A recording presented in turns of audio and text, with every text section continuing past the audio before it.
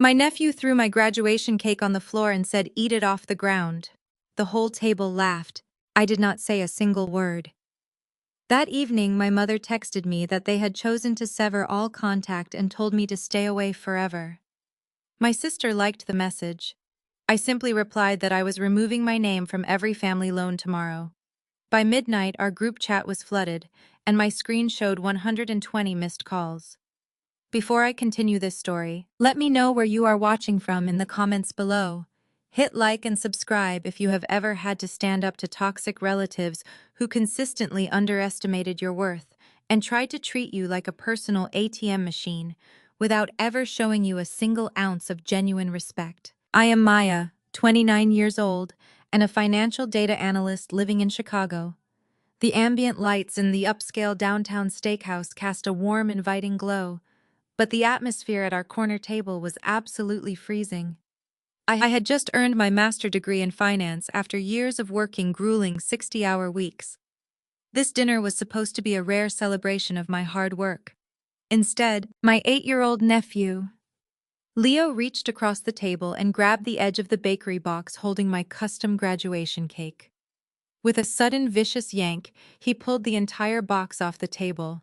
The cake hit the hardwood floor with a wet, heavy thud.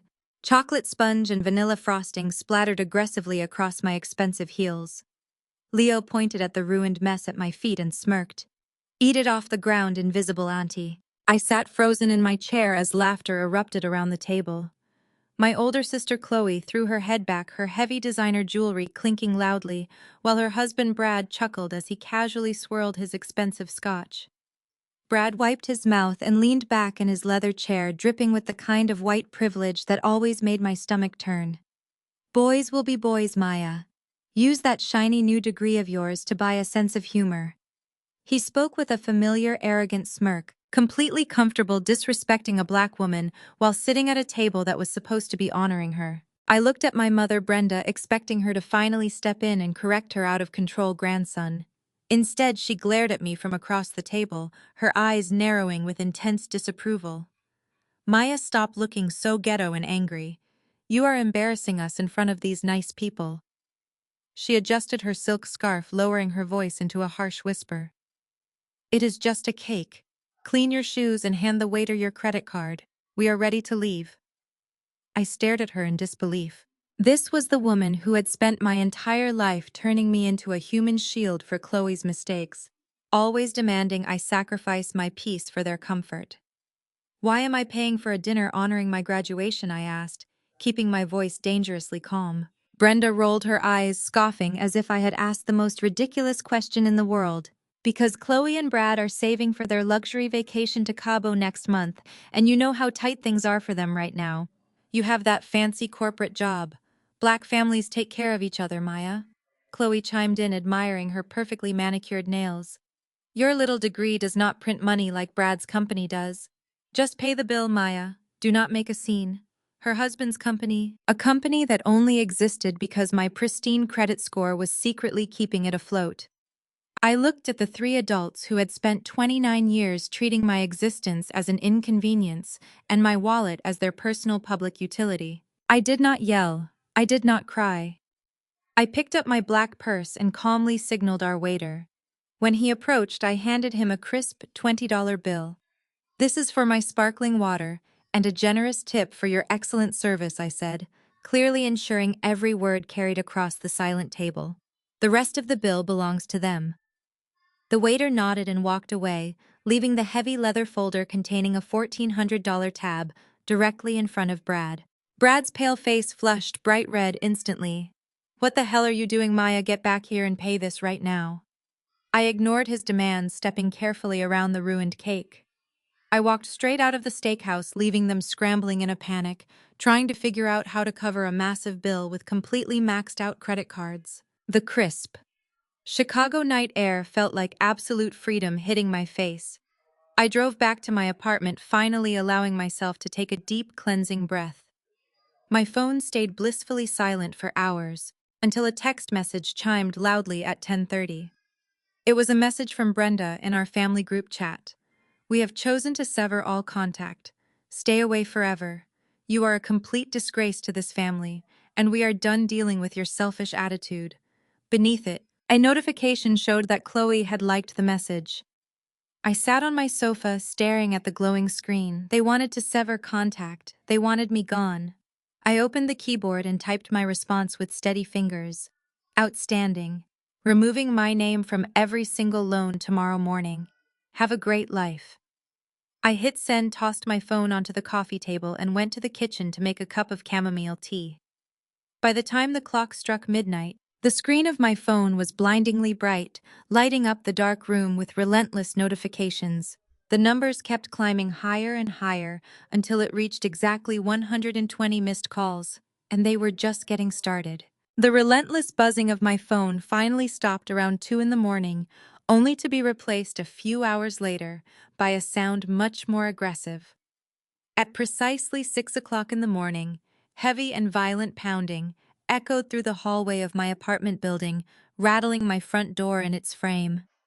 I was already awake. I sat at my kitchen island fully dressed in a tailored cream pantsuit, sipping my morning espresso. I had anticipated this exact reaction. My family never respected boundaries, and they certainly never respected my time. I took one last sip of my coffee, set the ceramic mug down with a soft clink, and walked toward the entryway. When I opened the door, Brad stood there, his face flushed a blotchy and uneven red. He wore a rumpled designer polo shirt that looked like it had been slept in, and his usually perfectly styled hair was a disheveled mess. Before I could even offer a greeting, he pushed his way past me, stepping his expensive loafers onto my pristine hardwood floors without an ounce of hesitation.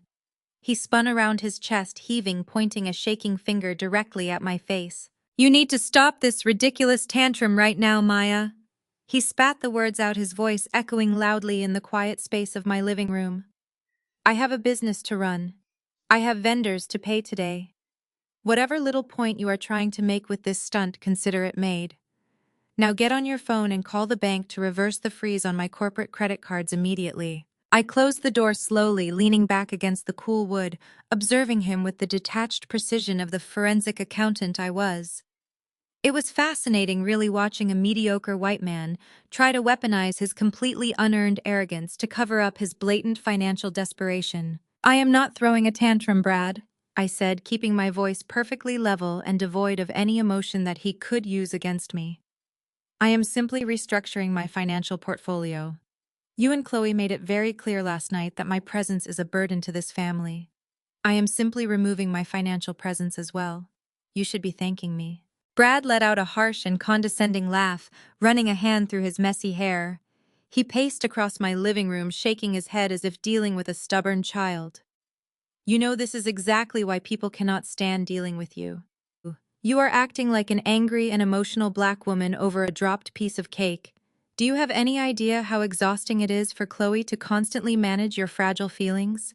You are overreacting, and you are messing with things you simply do not understand." The racial microaggression hung in the air, a lazy and predictable tactic designed to put me in my place.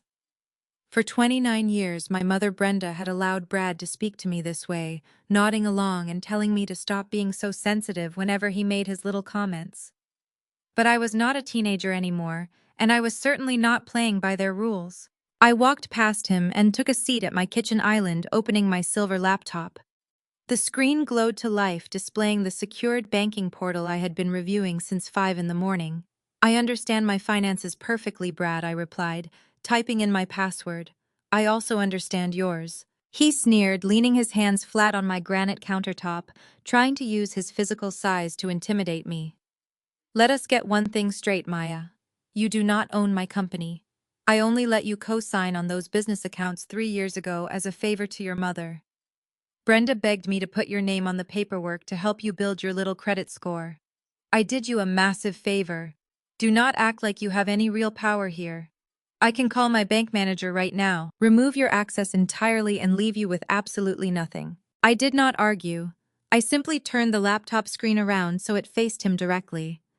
Brad squinted at the bright screen, his arrogant smirk slowly faltering as his eyes scanned the official bank documents displayed. I watched the exact moment his fragile reality shattered. "Read the account holder status, Brad," I instructed calmly. He stared at the screen, his mouth opening and closing silently. The document clearly showed my name, Maya Williams, listed as the primary account holder. Underneath it displayed my flawless credit score of 820. Right below my information was his name, listed merely as an authorized user. Next to his name was his actual credit score, a dismal 540 dragged down by years of missed payments, excessive luxury car leases, and maxed-out retail cards. "You did not do me a favor, Brad. I did you one," I said, tapping the screen. "Your business was denied funding by 3 different lenders before my mother came crying to me, begging me to save her precious golden child from marrying a broke man.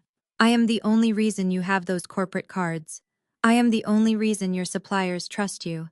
Your entire lifestyle, the vacations, the dinners, the designer clothes, Chloe parades around in, is funded entirely by my excellent financial standing. You are nothing but an authorized user riding on my hard work." His face turned a sickly shade of gray. He stepped back from the counter, his hands trembling as the illusion of his superiority dissolved into thin air. "Maya, wait. You cannot do this. We have payroll tomorrow. If those accounts stay frozen, my business goes under by Friday. You will ruin us." "I am not ruining anything," I replied, shifting my gaze back to the laptop. "I am just following my mother's instructions. She told me to stay away forever. I am simply complying with her wishes." I moved my cursor over the bright red button on the banking portal labeled Terminate Authorized User Status.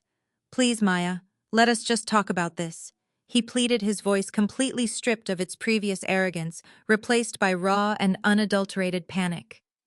I clicked the button. A confirmation box popped up. "Are you sure you want to permanently remove this user?" I clicked yes without hesitation. Less than 2 seconds later, the silence in my apartment was shattered by a loud and aggressive buzz coming from Brad's pocket. He scrambled to pull out his phone, his eyes widening in absolute horror as he read the notification on his screen. The bank had officially locked his cards, frozen the credit lines, and demanded immediate repayment of the outstanding balances he had racked up. He had nothing. He looked up at me, his eyes wild with desperation and rage. "You spiteful witch." I closed my laptop with a soft snap. "Get out of my apartment, Brad, and do not ever speak to me again." He backed away toward the door, his hands shaking so violently he nearly dropped his phone. Realizing that his intimidation tactics had completely failed and his financial lifeline was permanently severed, he did what cowards always do. He called for backup. He dialed a number, holding the phone to his ear with trembling fingers as he yanked my front door open. The moment the call connected, his voice cracked into a frantic and hysterical yell that echoed down the hallway. "Brenda," he screamed into the phone, completely abandoning any remaining shred of dignity. "Brenda, the little brat, actually did it. She cut off the money. You need to get down here and make her fix this right now." He slammed my door shut behind him, leaving me in the quiet sanctuary of my apartment. I picked up my espresso, took another sip, and smiled. The dominoes were finally falling. By noon, I was sitting in my corner office reviewing forensic audit reports.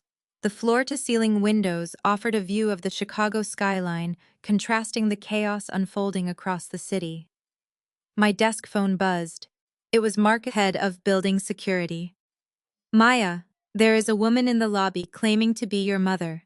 She is causing a disturbance and demanding you come down immediately." I locked my computer screen, smoothed my blazer, and took the private elevator down. The doors slid open to a scene straight out of a daytime soap opera. Standing dead center was Brenda, wearing her Sunday best, sobbing loudly and throwing her arms up for maximum dramatic effect. My colleagues had stopped in their tracks, staring in shock. Brenda was playing her favorite role to perfection, the long-suffering self-sacrificing mother ruined by her ungrateful child. "I gave you everything," Brenda wailed as she spotted me. "I scrubbed floors. I prayed over you. I sacrificed my youth so you could sit in these fancy glass towers. And how do you repay me? You destroy your sister's family over a piece of cake." "Look at her," Brenda yelled, pointing a shaking finger at me. "Look at the monster I raised. She thinks because she makes 6 figures she can turn her back on her blood. Black families are supposed to stick together, but she sold her soul for a paycheck." I stopped exactly 5 feet away from her, keeping my hands clasped in front of me. I refused to raise my voice. I refused to give her the screaming match she desperately wanted to validate her victimhood. You need to leave the premises, Brenda. I said, my voice steady and quiet enough that she had to stop crying to hear me. You are disrupting a business. Leave. She shrieked, marching right up to my face. You do not tell me what to do. You owe me your life. She reached into her oversized purse, pulling out a crumpled piece of paper. She shoved it into my chest. I let the paper flutter to the polished marble floor. I looked down. It was a hospital bill from an asthma attack I had when I was 12. I kept that for 16 years, Brenda hissed, her chest heaving. $3,000. I went into debt to keep you breathing. You owe me for the air in your lungs. You owe your sister. You will march back upstairs, call that bank, and turn Brad's credit cards back on right now, or I will stand here and tell everyone exactly what kind of trash you are. I looked at the ancient bill on the floor, then up into her furious eyes. The audacity was almost poetic. She brought a 16-year-old medical bill to shame me, conveniently forgetting that I had been paying the property taxes on her house for the last 3 years, just to keep a roof over her head. I refused a public debate. I made eye contact with Marcus, who was standing a few feet away with 2 other security guards waiting for my signal. I gave him a single curt nod. Marcus stepped forward. Ma'am, you are trespassing on private property. You need to exit the building now, or we will have you arrested for disturbing the peace. Brenda recoiled as if physically struck. You are letting these white men throw your own mother out onto the street, she screamed, clutching her pearls. You are dead to me, Maya. Do you hear me? Dead. I remained entirely silent, watching with cold indifference as the guards flanked her and began escorting her toward the revolving glass doors. I followed at a safe distance to ensure she actually left the property.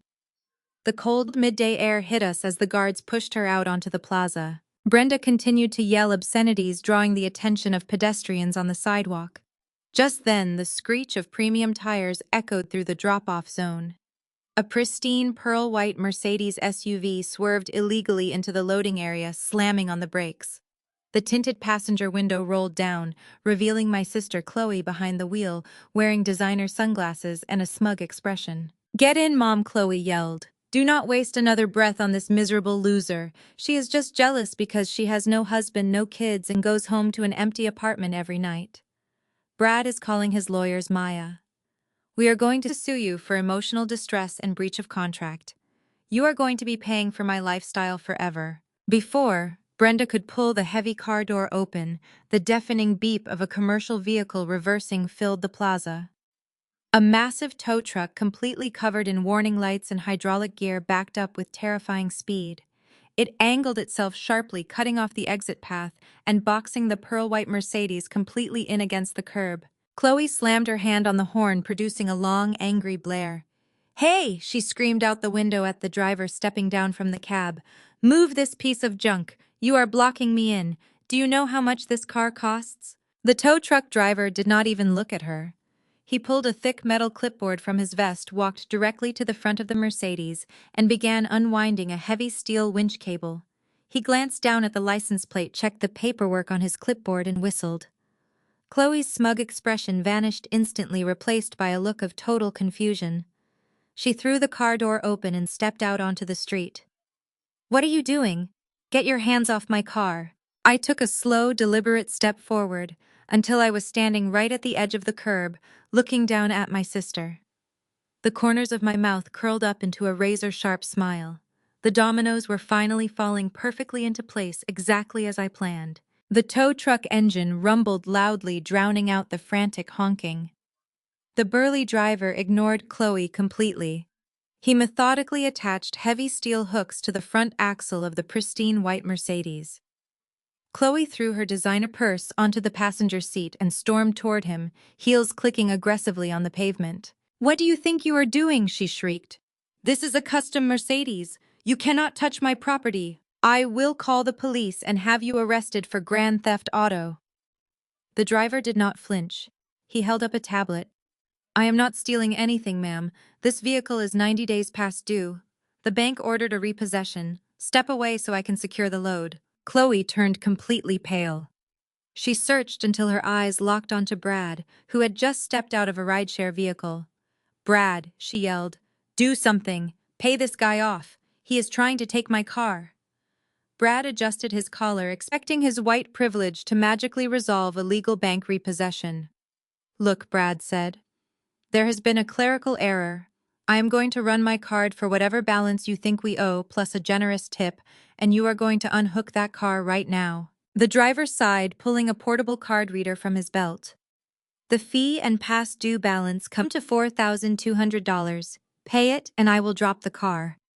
Brad smirked, pulling a platinum business credit card from his wallet. He swiped it with a theatrical flourish, glancing at me. The machine beeped a harsh sound. Declined. Brad frowned. Run it again. The driver swiped it again. Declined. Use another one, Brad muttered. He shoved a second card into the reader. The machine beeped. Declined. A crowd of my corporate colleagues, building security guards and pedestrians, were openly staring. A man in a tailored suit failing to pay a tow truck driver, while his wife screamed in a busy Chicago plaza, was prime daytime entertainment. Brad was sweating now. He pulled out a third card, then a fourth. Every single one returned the exact same result. Denied, restricted, frozen. Panic finally broke through his arrogant exterior. He knew exactly why every piece of plastic in his wallet was completely useless. I had terminated his authorized user status at 6 this morning. He had absolutely zero access to my money, which meant he had zero money of his own. Chloe grabbed his arm. Brad, what is happening? Why are your cards not working? Pay the man. I cannot. Brad hissed through clenched teeth. The accounts are frozen. Brenda marched up to the driver. You listen to me, she demanded. We are a respectable family. We do not get our cars repossessed. Unhook that vehicle right now before I call the mayor. The driver ignored her, pressing a button on his remote control. The hydraulic winch groaned and the front wheels of the white Mercedes lifted off the asphalt. I took a deliberate step forward until I was standing at the edge of the curb, looking down at my sister. The corners of my mouth curled up into a razor-sharp smile. He cannot pay it, Chloe, I said loudly, because he does not have any money. And you cannot stop the repossession because you do not actually own that car. Chloe glared at me. What are you talking about? My husband bought me this car 2 years ago. The title is in my name. I shook my head slowly. No, Chloe. Brad picked out the car and posted photos to make himself look like a successful provider.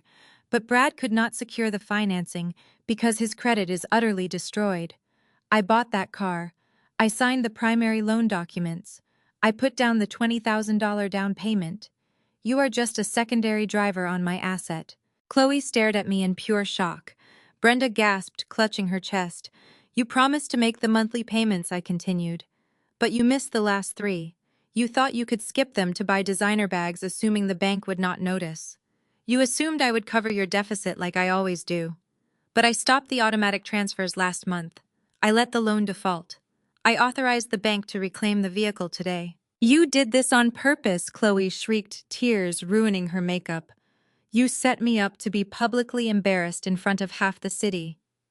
I did not set you up, I replied calmly. I just stopped shielding you from the consequences of your own financial illiteracy. You wanted to treat me like garbage last night. You told me my degree was useless. Well, sister, my useless degree taught me exactly how to legally dismantle your entire fake life. The tow truck driver secured the chains and climbed into his cab. The heavy truck roared to life, pulling the beautiful SUV away from the curb and merging into the bustling Chicago traffic. Chloe, Brad, and Brenda were left standing on the cold concrete plaza with absolutely no way to get home. Chloe completely lost her sanity. She lunged forward, her face twisted with pure hatred, but the building security guards immediately stepped between us. You are going to pay for this! Maya, Chloe screamed. I will make Mom remortgage her house. We will hire the best lawyers in the state. We will sue you for fraud, for emotional damage, for everything you have ever earned. You will be penniless and begging us for forgiveness. I stood my ground, looking at the 3 people who had drained my finances, my energy, and my joy for nearly 3 decades. I let her finish her threat. I maintained total silence for a few seconds, letting the gravity of her words settle over the plaza. Then I smiled, a chilling, slow smile that made Brenda physically recoil. Are you sure Mom actually owns that house, Chloe? I left them standing on the concrete staring blankly as the tow truck disappeared into the Chicago traffic. Less than 24 hours later, my phone vibrated with a calendar invite and a threatening text from Brad. He demanded my presence at the Oak Ridge Country Club, claiming his legal counsel was stepping in to handle my unlawful financial sabotage. Oak Ridge was a notoriously exclusive and aggressively white establishment in the northern suburbs. It was the exact kind of place Brad used to validate his fragile ego and project an illusion of wealth. He paid his monthly membership dues, using my credit line, of course. I wore a tailored crimson dress suit and designer heels, walking past the valet and the mahogany doors with absolute authority. The club members stared, their eyes lingering on a confident black woman navigating their private sanctuary. But I ignored their whispers. I had a job to do. I found them in a private dining room at the back of the clubhouse. Brad sat at the head of the heavy oak table sipping an expensive bourbon, trying to look like a master of the universe. Chloe sat next to him, her eyes red and puffy from crying over her repossessed car, while my mother Brenda glared at me from across the room. Sitting next to Brad was a man in a cheap, ill-fitting gray suit holding a scuffed briefcase. "Sit down," Maya Brad ordered, gesturing to the empty chair opposite him. "We are done playing your little games. This is Attorney Jenkins. He represents my corporate interests, and he is going to explain exactly how much trouble you are in." I did not sit. I stood behind the chair, placing my leather tote bag on the polished wood surface. Attorney Jenkins cleared his throat, adjusting his crooked tie. "Miss Williams, my client has informed me of your recent erratic behavior. By unlawfully freezing his corporate accounts and orchestrating the repossession of your sister vehicle, you have committed tortious interference with a business relationship. We are prepared to file a lawsuit for breach of fiduciary duty, financial damages, and intentional infliction of emotional distress. If you do not immediately reverse the account freezes and restore my client access, we will see you in federal court." Brenda crossed her arms, a smug look of victory washing over her face. "You hear that, Maya? You thought you could disrespect your own mother and ruin your sister life without consequences. Now the law is involved. Fix the credit cards right now, and maybe Brad will tell his lawyer to go easy on you." Chloe chimed in, glaring at me with pure hatred. "You owe me a new car, you jealous witch." I looked at the cheap lawyer, then at Brad, and let out a soft, echoing laugh. I unzipped my leather tote bag and pulled out a stack of documents 3 inches thick. I slammed the heavy stack onto the oak table. The loud smack made Attorney Jenkins flinch. "I am a senior forensic accountant at one of the top financial firms in this city," I said, keeping my voice dangerously calm and precise. "My entire career is dedicated to dismantling fraudulent financial structures, tracing hidden assets, and putting white-collar criminals in federal prison. Did you honestly think you could intimidate me with a strip mall lawyer spouting fake legal jargon?" Attorney Jenkins bristled. "Excuse me, you cannot just—" I held up a hand, silencing him instantly. "There is no fiduciary duty because there is no partnership agreement. Brad is an authorized user on a personal line of credit that I hold entirely in my name. I have the absolute legal right to revoke that privilege at any time for any reason. Furthermore, the car was titled to me. You cannot sue someone for allowing the bank to repossess their own vehicle." Brad slammed his fist on the table, the ice in his bourbon glass rattling. "You are destroying my company. I had $80,000 of operational capital on those cards. I need that money to pay my vendors and keep my business afloat. You are bankrupting us." I slowly walked around the table, stopping right behind Chloe's chair. I placed my hands on the back of it, looking directly at Brad. His face was sweating now. The confident facade was melting under the harsh fluorescent lights of the dining room. "Your business has not generated a single dollar of actual profit in 2 years, Brad," I stated coldly. "You do not have vendors. You have debt. You have been moving money from my credit lines to cover up your massive failures. But that is not even the most interesting part of the audit I conducted on your expenses last night." Chloe turned around to look at me, her brow furrowing in confusion. "What do you mean, audit? Brad told me the market was just down and his clients were paying late." I looked down at my sister, the golden child who had spent her entire life mocking me, acting superior because she had managed to secure a white husband with a supposedly thriving business.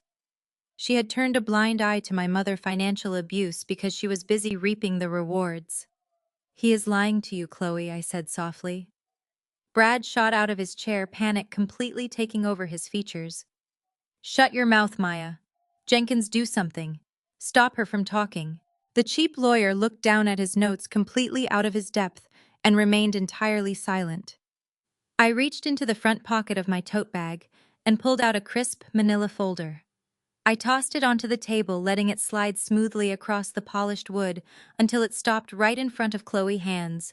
"Open it," I commanded. "Do not look at it, Chloe," Brad yelled, lunging forward to grab the folder. But Chloe was faster. She snatched the folder and flipped it open.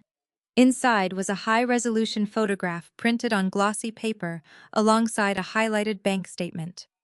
"Brad did not lose your money on bad investments," I revealed, my voice slicing through the tense air of the private dining room. "He did not lose $80,000 paying vendors or keeping his fake company afloat." Chloe's hands began to shake violently as she stared at the photograph. It was a picture of Brad wrapping his arms around a 22-year-old blonde woman standing on the balcony of a luxury high-rise apartment. "I took the $80,000 from my credit line and used it for a cash down payment on a luxury condo in the Gold Coast." I continued, watching the color completely drain from my sister's face. "The deed is listed in the folder. He bought it for a woman named Madison. He has been funding his affair using my credit score and your ignorance." Chloe stared at the glossy photograph of her husband, wrapping his arms around a 22-year-old blonde woman. The heavy silence in the private dining room was suddenly shattered by a visceral, ear-piercing scream. Chloe threw the manila folder across the oak table. The audited bank statements, the deed to the Gold Coast condo, and the photographs scattered everywhere.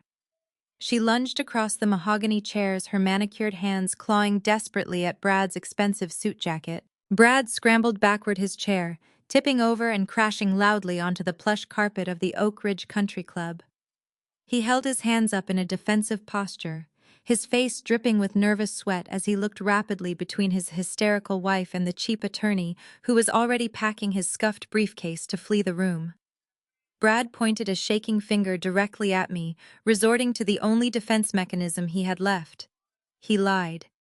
He raised his voice, attempting to project a false sense of righteous indignation to cover his financial and moral bankruptcy. "She is making this up," Chloe, Brad yelled, physically pushing his wife away from his chest. "Do you not see what she is doing? She is a forensic accountant. She knows exactly how to manipulate software and forge bank statements.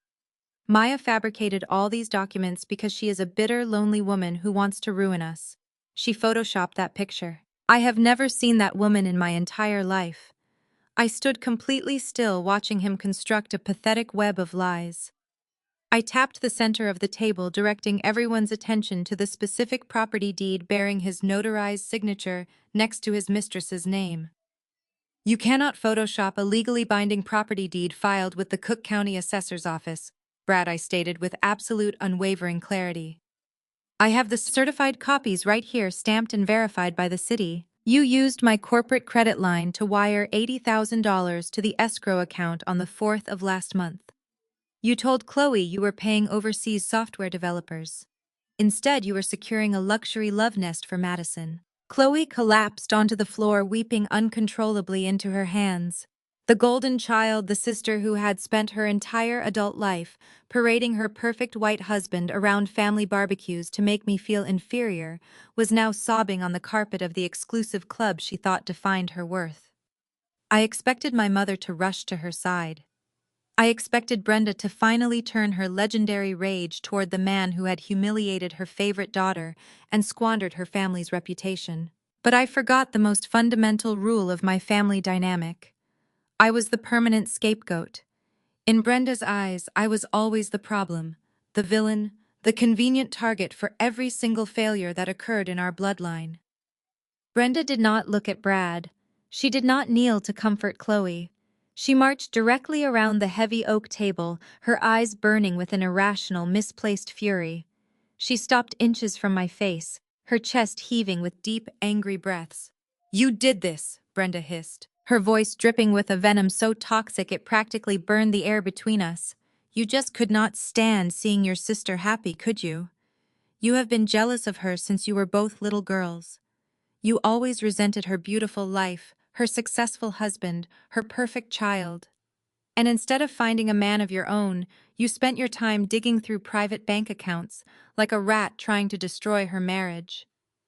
I looked at the woman who had given birth to me, completely baffled by the sheer magnitude of her delusion. He stole my money to buy an apartment for another woman. I replied, my voice steady, despite the adrenaline surging through my veins. He committed financial fraud, Mom. I am showing you the truth. The truth? Brenda screamed, her voice echoing off the paneled walls. The truth is that Black women are supposed to protect their families. The truth is that you are a vindictive, hateful monster who wants everyone to be as miserable as you are. Before I could even process the absolute absurdity of her statement, Brenda raised her right hand. The strike was fast, brutal, and fueled by decades of unhinged resentment. Her palm connected heavily with my left cheek. The sharp cracking sound of the slap silenced everything else in the room. Chloe stopped wailing. Brad froze in his tracks. Even the cheap lawyer halfway out the door stopped to stare in complete shock. My head snapped to the side from the sheer force of the impact. A fierce, burning sting radiated across my cheekbones, spreading heat all the way down to my jaw. I did not raise my hand to touch my face. I did not gasp. I did not shed a single tear. In that silent moment, a permanent shift occurred within my soul. Every trace of daughterly obligation, every shred of hope that my mother would ever love me, evaporated into nothingness. I slowly turned my head back to face her. I looked directly into Brenda's eyes, offering a gaze so devoid of humanity that she actually took a physical step backward in fear. I methodically reached down to the table, stacking my audited bank statements, the property deed, and the photograph into a neat pile. I slid the documents back into my leather tote bag and zipped it shut. I adjusted my posture, ensuring my presence commanded the room, preparing to deliver the final consequence of her action. You just sealed your own fate, Brenda, I said, my voice dropping to a chilling whisper that cut through the silence. I turned on my heel, the sharp click of my stilettos striking the hardwood floor as I walked away from the wreckage. I did not look back as I exited the private dining room, leaving the exclusive country club behind me. I pulled my car keys from my heavy bag and walked straight toward my car, heading directly to the Federal Bank branch downtown. The drive to the downtown financial district took exactly 22 minutes. My hands rested steady on the leather steering wheel of my car, my posture rigidly straight. The stinging heat on my left cheek from my mother slapping me had faded into a dull throb, leaving behind nothing but a cold and absolute clarity. By the time I pulled into the underground parking garage of the Federal Bank branch, any lingering hesitation had vanished completely. I was not just going to cut my family off. I was going to surgically remove them from my financial existence, root and branch. I walked through the heavy glass doors of the bank and bypassed the standard teller lines, heading straight toward the private wealth management suite. My personal banker, David, stood up immediately when he saw me enter his office. I placed my leather tote bag on his mahogany desk and took a seat across from him. David, I need a complete historical scrub of every single financial instrument tied to my Social Security number, I said, maintaining total professional composure. Check every closed account, every dormant line of credit, and every authorized user mandate, spanning back to my 18th birthday. I want every single cord connecting me to Brenda Williams completely severed by the close of business today. David nodded quickly, his fingers flying across his keyboard as he accessed my master file. He knew better than to ask questions.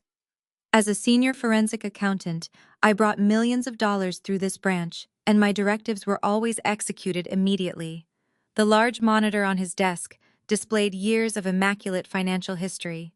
Mortgages, investment portfolios, corporate bonds, all perfectly managed and flawlessly maintained. Then David paused. He frowned, clicking into an archived database from a decade ago. Maya, there is a strange anomaly here, David said, turning the flat screen slightly toward me. It is a closed personal loan account from 10 years ago.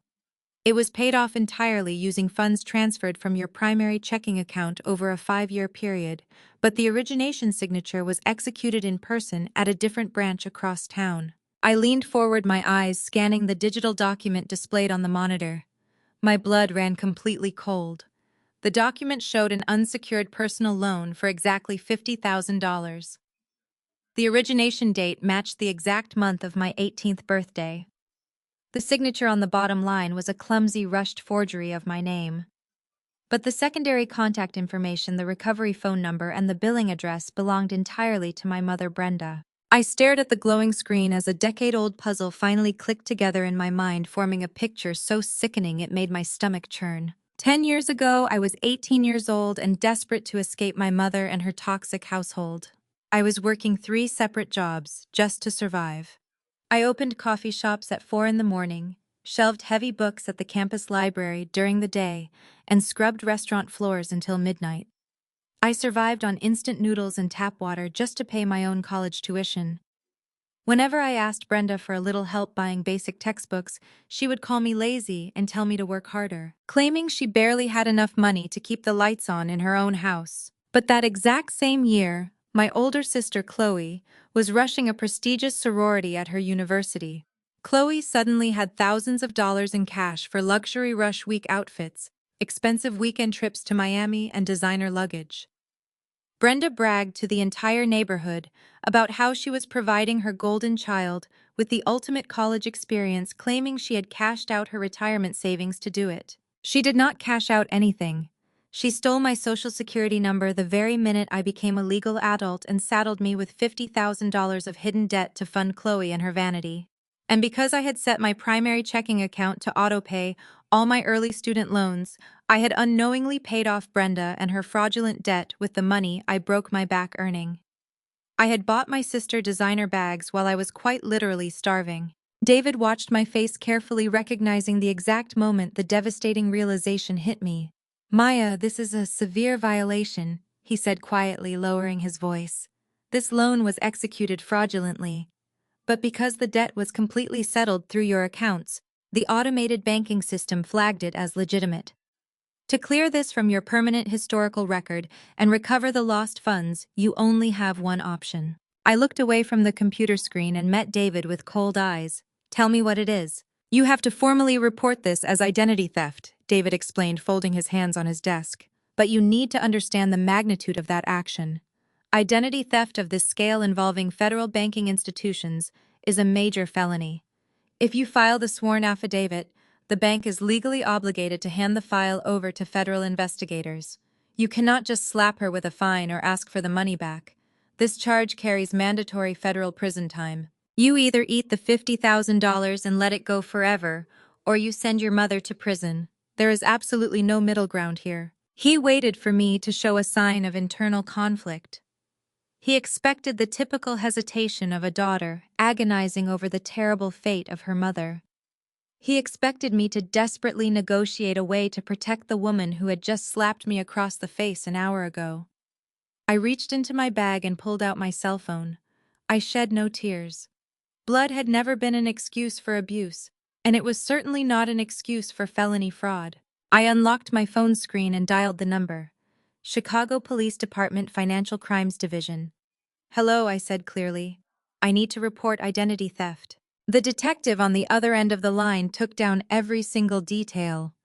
I provided the loan origination dates, the forged signatures, and the exact routing numbers, proving Brenda had illegally funneled the stolen funds into Chloe's university accounts. The detective assured me that an official investigation was opening immediately. I hung up the phone, stepped out of the Federal Bank branch, and breathed in the crisp Chicago air. The wheels of federal justice grind slowly, but they grind exceedingly fine. Brenda and Chloe had absolutely no idea a massive legal wrecking ball was heading straight for their front door. Exactly 4 days later, an extravagant gold-foiled envelope arrived in my mailbox. Inside was an invitation to a family healing barbecue at Brenda's house. The invitation was dripping with toxic positivity, promising an afternoon of prayer, reconciliation, and moving forward as a united family. It was a classic Brenda maneuver. Whenever she lost control behind closed doors, she dragged our conflicts into the public square, weaponizing our extended relatives and the local church community to shame me into submission. She thought she could pack her backyard with Auntie's uncles and our local pastor to exert maximum peer pressure. She honestly believed that if she put me on the spot in front of the entire congregation, I would fold, forgive her, and turn the money back on to save face. She severely underestimated the woman I had become. I arrived at the barbecue exactly an hour late, making sure the backyard was packed before I made my entrance. I did not show up in casual weekend attire. I wore a flawless custom-tailored emerald green jumpsuit paired with red sole stilettos. Every single thread on my body was paid for by my own legitimate hard work. I walked through the side gate, my heels clicking sharply against the paving stones. The loud chatter of the backyard instantly died down as dozens of heads turned in my direction. I looked like money, real money, not the fake credit-fueled illusion my sister paraded around in. Chloe was standing near the patio bar holding a plastic cup of wine. Her eyes immediately darted up and down my outfit, calculating the cost of my clothes. Despite her entire financial life collapsing, she still tried to maintain her golden child superiority. She nudged her friend and laughed loudly, making sure I could hear her. Look who decided to show up, dressed like she is going to a board meeting instead of a family barbecue. Chloe sneered, tossing her hair over her shoulder. Money really cannot buy class. You always try way too hard, Maya. I did not even break my stride. I stopped inches from her, looking her up and down. She was wearing a faded summer dress, and the dark circles under her eyes betrayed the severe stress of her crumbling marriage and repossessed car. At least I can afford to buy my own clothes, Chloe, I replied, my voice carrying clearly over the music. How did you get here today anyway? Did you have to take the bus since I stopped paying for your luxury vehicle? Chloe's face flushed a deep, humiliating crimson. Several nearby cousins gasped, trying to hide their shock. Before Chloe could scream at me, Brad materialized out of the crowd. The arrogant, untouchable white man from the country club was completely gone. In his place was a sweaty, desperate shell of a person. He hovered close to Chloe, trying to place a supportive hand on her lower back, but she violently shoved him away. He was trying desperately to play the role of the devoted husband, terrified that Chloe would divorce him now that his financial fraud and 22-year-old mistress had been exposed to the entire family. Maya, thank goodness you came, Brad said, forcing a painfully fake smile. We all just want to put this ugliness behind us. We are family. We should be building each other up, not tearing each other down. I looked at him with absolute disgust. Do not ever use the word family with me, Brad. You used my credit line to buy an apartment for your mistress, while letting my sister think you were a successful entrepreneur. You are a broke fraud, and you are only standing here playing nice because you have $0 to your name. Stay out of my way. Brad swallowed hard, stepping back into the shadow of the patio awning. He knew he had absolutely no leverage left. Suddenly, the loud feedback of a microphone echoed across the backyard. Brenda stood on the raised wooden deck holding a microphone connected to a portable speaker system. She wore a pristine white dress, looking every bit the innocent, long-suffering matriarch. Standing right beside her was Pastor Thomas, the head of our local church. Brenda had brought out the heavy artillery. Family, Brenda announced, her voice trembling with fake emotion. I want to thank you all for gathering here today in my beautiful home. We are here to heal. We are here to mend broken bonds. The devil tries to test Black families, trying to tear us apart with greed and stubbornness, but we will not let him win.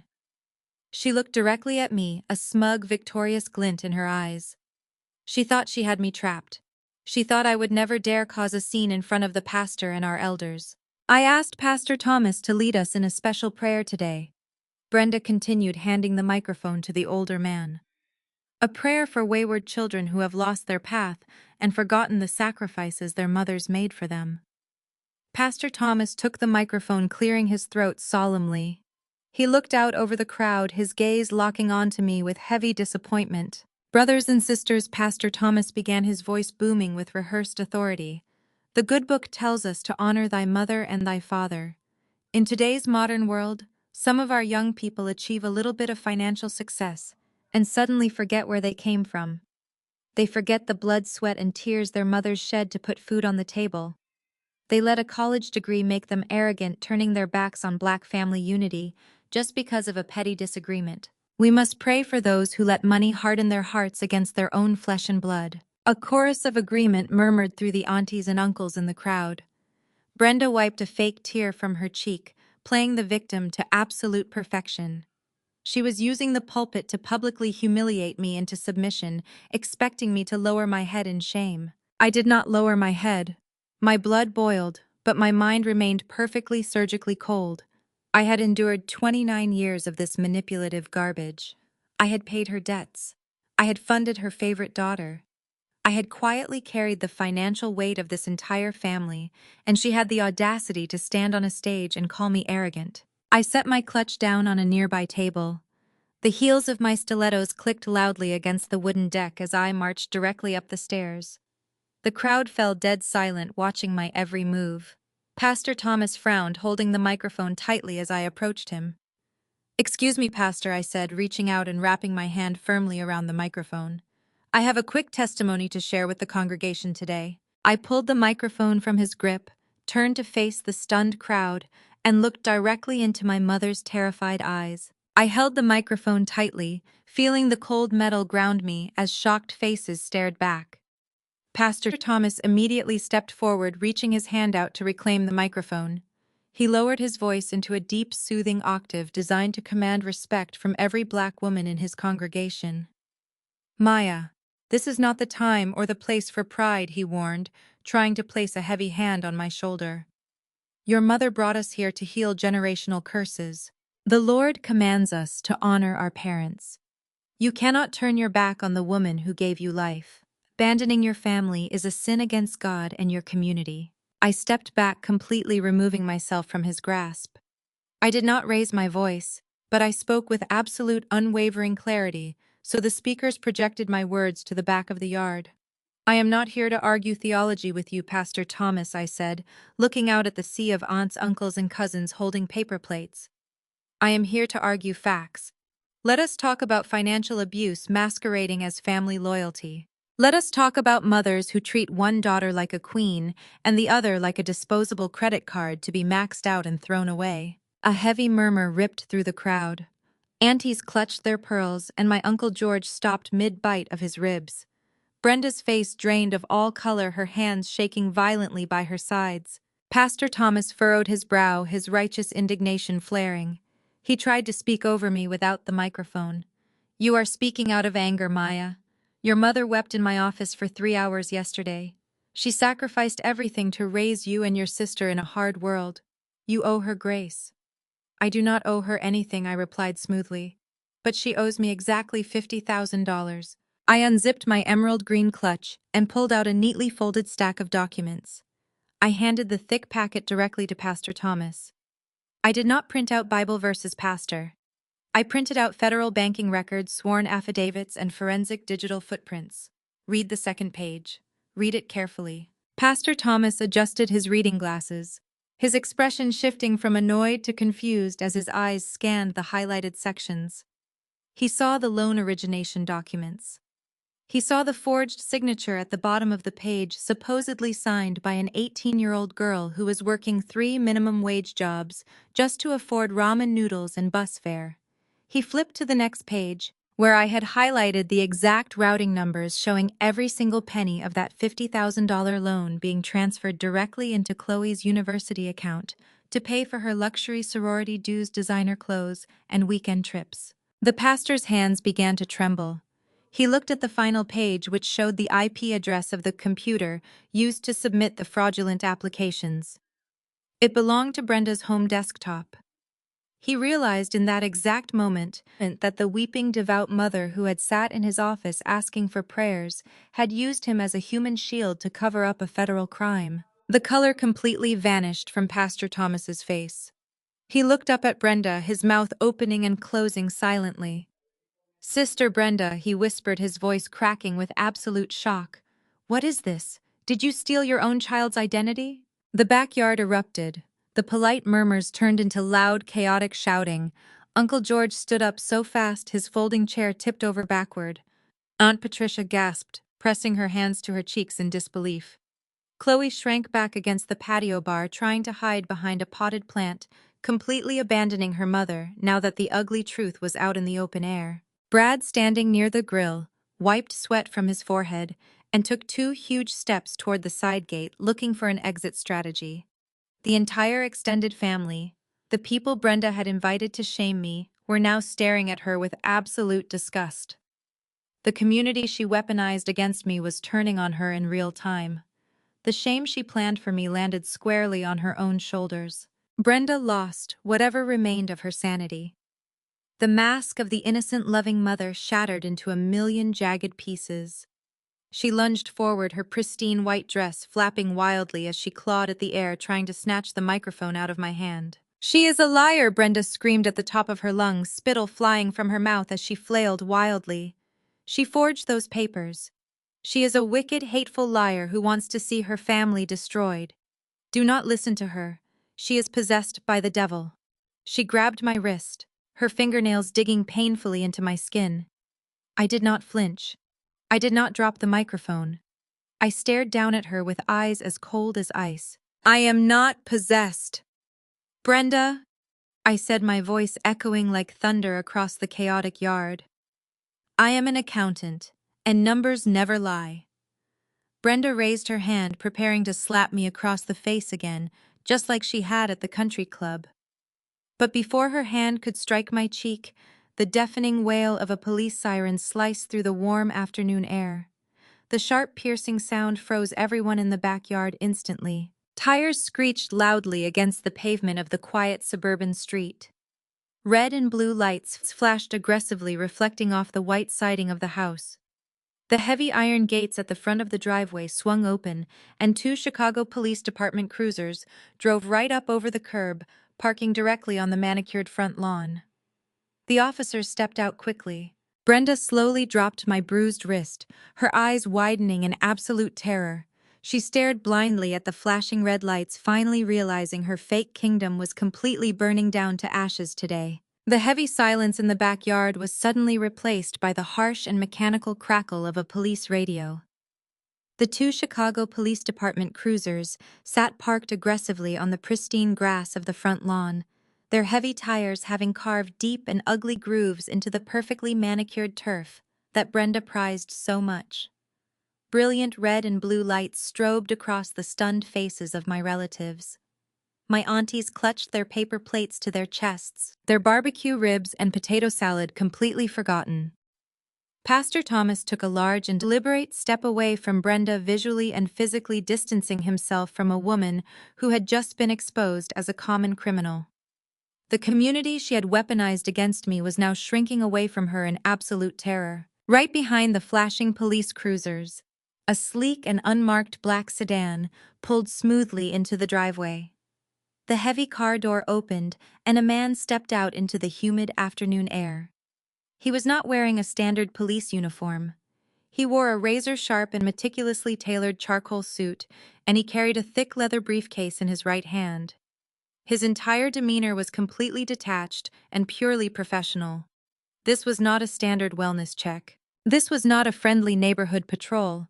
This was a targeted and legally sanctioned strike, and his presence contrasted sharply with the chaotic and emotional meltdown happening in the backyard. Brad saw the police officers and the man in the suit approaching the gate. His survival instincts immediately kicked in, but unfortunately for him, those instincts were entirely based on the unearned confidence of his white privilege. For years, Brad had used his race and his perceived status as a wealthy entrepreneur to intimidate my extended family. He was used to talking down to me and acting like he was the supreme authority in any room he entered, desperate to maintain his illusion of control. He puffed out his chest aggressively, adjusted the collar of his expensive polo shirt, and marched past Chloe. He walked straight toward the officers who were now stepping onto the patio stones. "Excuse me, officers," Brad commanded, his voice projecting the kind of arrogant authority that usually got him whatever he wanted at his exclusive country club. "I am the man of the house here. You are trespassing on private property without a warrant. We are having a private family gathering, and you are actively frightening my wife and my mother-in-law. I suggest you back your vehicles off this lawn immediately before I make a phone call to the precinct commander and have your badges revoked." The 2 police officers, both hardened veterans of the Chicago force, did not even break their stride. They did not stop walking. They did not apologize for the intrusion. They looked at Brad as if he were a minor and mildly annoying obstacle in their path. The lead officer, a tall man with a stern and uncompromising expression, simply put out a heavy hand and physically moved Brad aside. "Step out of the way, sir," the officer stated, his voice flat and authoritative. "We are not here for you, yet." That single word hung in the humid air like a sharp blade. Yet. Brad's face instantly drained of all. The arrogant sneer completely melted off his face, replaced by naked and shivering panic. He stumbled backward, his expensive loafers catching on the edge of the patio, nearly tripping over a garden hose. He was completely emasculated in front of the entire black family he had spent years trying to dominate and impress. Chloe watched her husband cower and shrink away, realizing in real time that the man she had married for status and protection had absolutely zero power in the real world. "He was nothing without my money, and he was absolutely nothing against the actual law." The man in the charcoal suit walked right past Brad's trembling figure. He completely bypassed the whispering cousins and the stunned aunties who were backing away toward the fence. He walked directly toward the wooden deck where Brenda was still standing, entirely paralyzed with fear. Brenda looked frantically around the yard. She looked at Pastor Thomas silently, begging him to intervene and save her from the consequences of her own actions. But the pastor kept his eyes firmly fixed on the ground, holding the folder of her forged loan documents like it was burning his hands. She looked over at Chloe, but her golden child was cowering against the patio bar, far too terrified of losing her own fake lifestyle to step up and defend her mother. Finally, Brenda looked directly at me. I stood perfectly still in my emerald green jumpsuit, my hands resting lightly at my sides. I did not smile. I did not gloat. I simply watched her empire of lies collapse into dust. For 29 years, she had relied on family loyalty and religious guilt to escape accountability for her abuse. She thought the rules did not apply to her because she carried the title of mother. But federal banking law does not care about family loyalty, and the justice system does not accept fake prayers as a form of debt repayment. I watched Brenda's knees buckle slightly. She grabbed the wooden railing of the deck with white knuckles just to steady herself. Her pristine white dress, chosen specifically to make her look like a pure and suffering saint, now just made her look like a terrified ghost. She tried to speak, but her vocal cords completely failed her.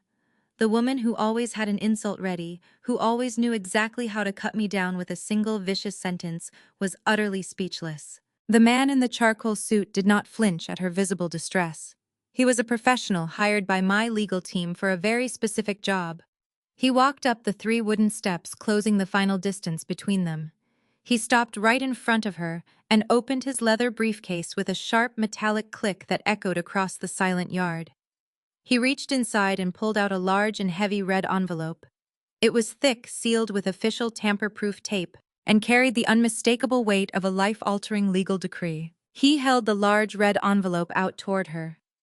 Brenda shrank back against the deck railing, refusing to raise her hands, acting as if touching the thick paper would somehow make the nightmare real.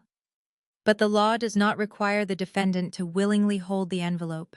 It only requires them to be visually identified and present. The man released his grip, dropping the heavy red envelope directly at Brenda's feet.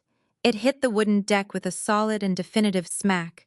He looked her dead in the eye, his voice devoid of any emotion, projecting clearly over the terrified silence of the backyard. "Brenda Williams, you have been officially served."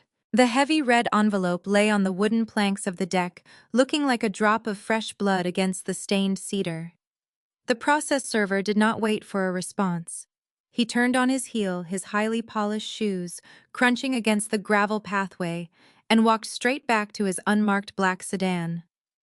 The 2 Chicago police officers remained stationed on the ruined front lawn, their presence a silent and terrifying warning that this was not a negotiation.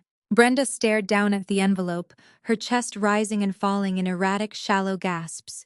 For a fleeting second, the mask of the untouchable matriarch completely slipped, revealing a panicked, cornered woman. But Brenda had spent her entire adult life running from accountability, and her defense mechanisms were deeply ingrained. She looked up at the stunned faces of her sister's cousins and church friends. She quickly forced a bitter, condescending laugh, attempting to regain control of her crumbling narrative. Is this what we are doing now? Brenda shouted, pointing a manicured finger at the envelope on the ground. She bent down her pristine white dress, bunching awkwardly around her knees, and snatched the red envelope from the deck. You think you can send a man in a cheap suit to scare me in front of my congregation? I know exactly what this is. You are throwing a tantrum over those credit cards. You want to sue your own mother for some plastic you willingly let us use. Go ahead. Take me to civil court. A judge will laugh you out of the room when I tell them how I sacrificed my youth to feed you. She ripped the top of the envelope with aggressive, jerky movements. She wanted to pull out the lawsuit, wave it in the air, and play the ultimate victim. She wanted Pastor Thomas to see how her wicked daughter was attempting to ruin her financially over a petty family grievance.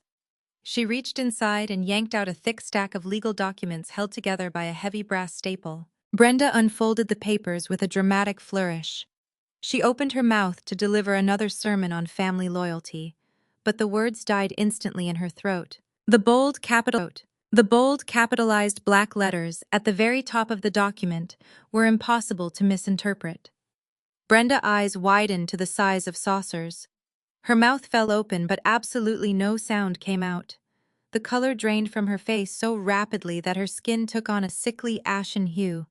Her hands began to tremble so violently that the heavy pages rattled against each other. "What is it?"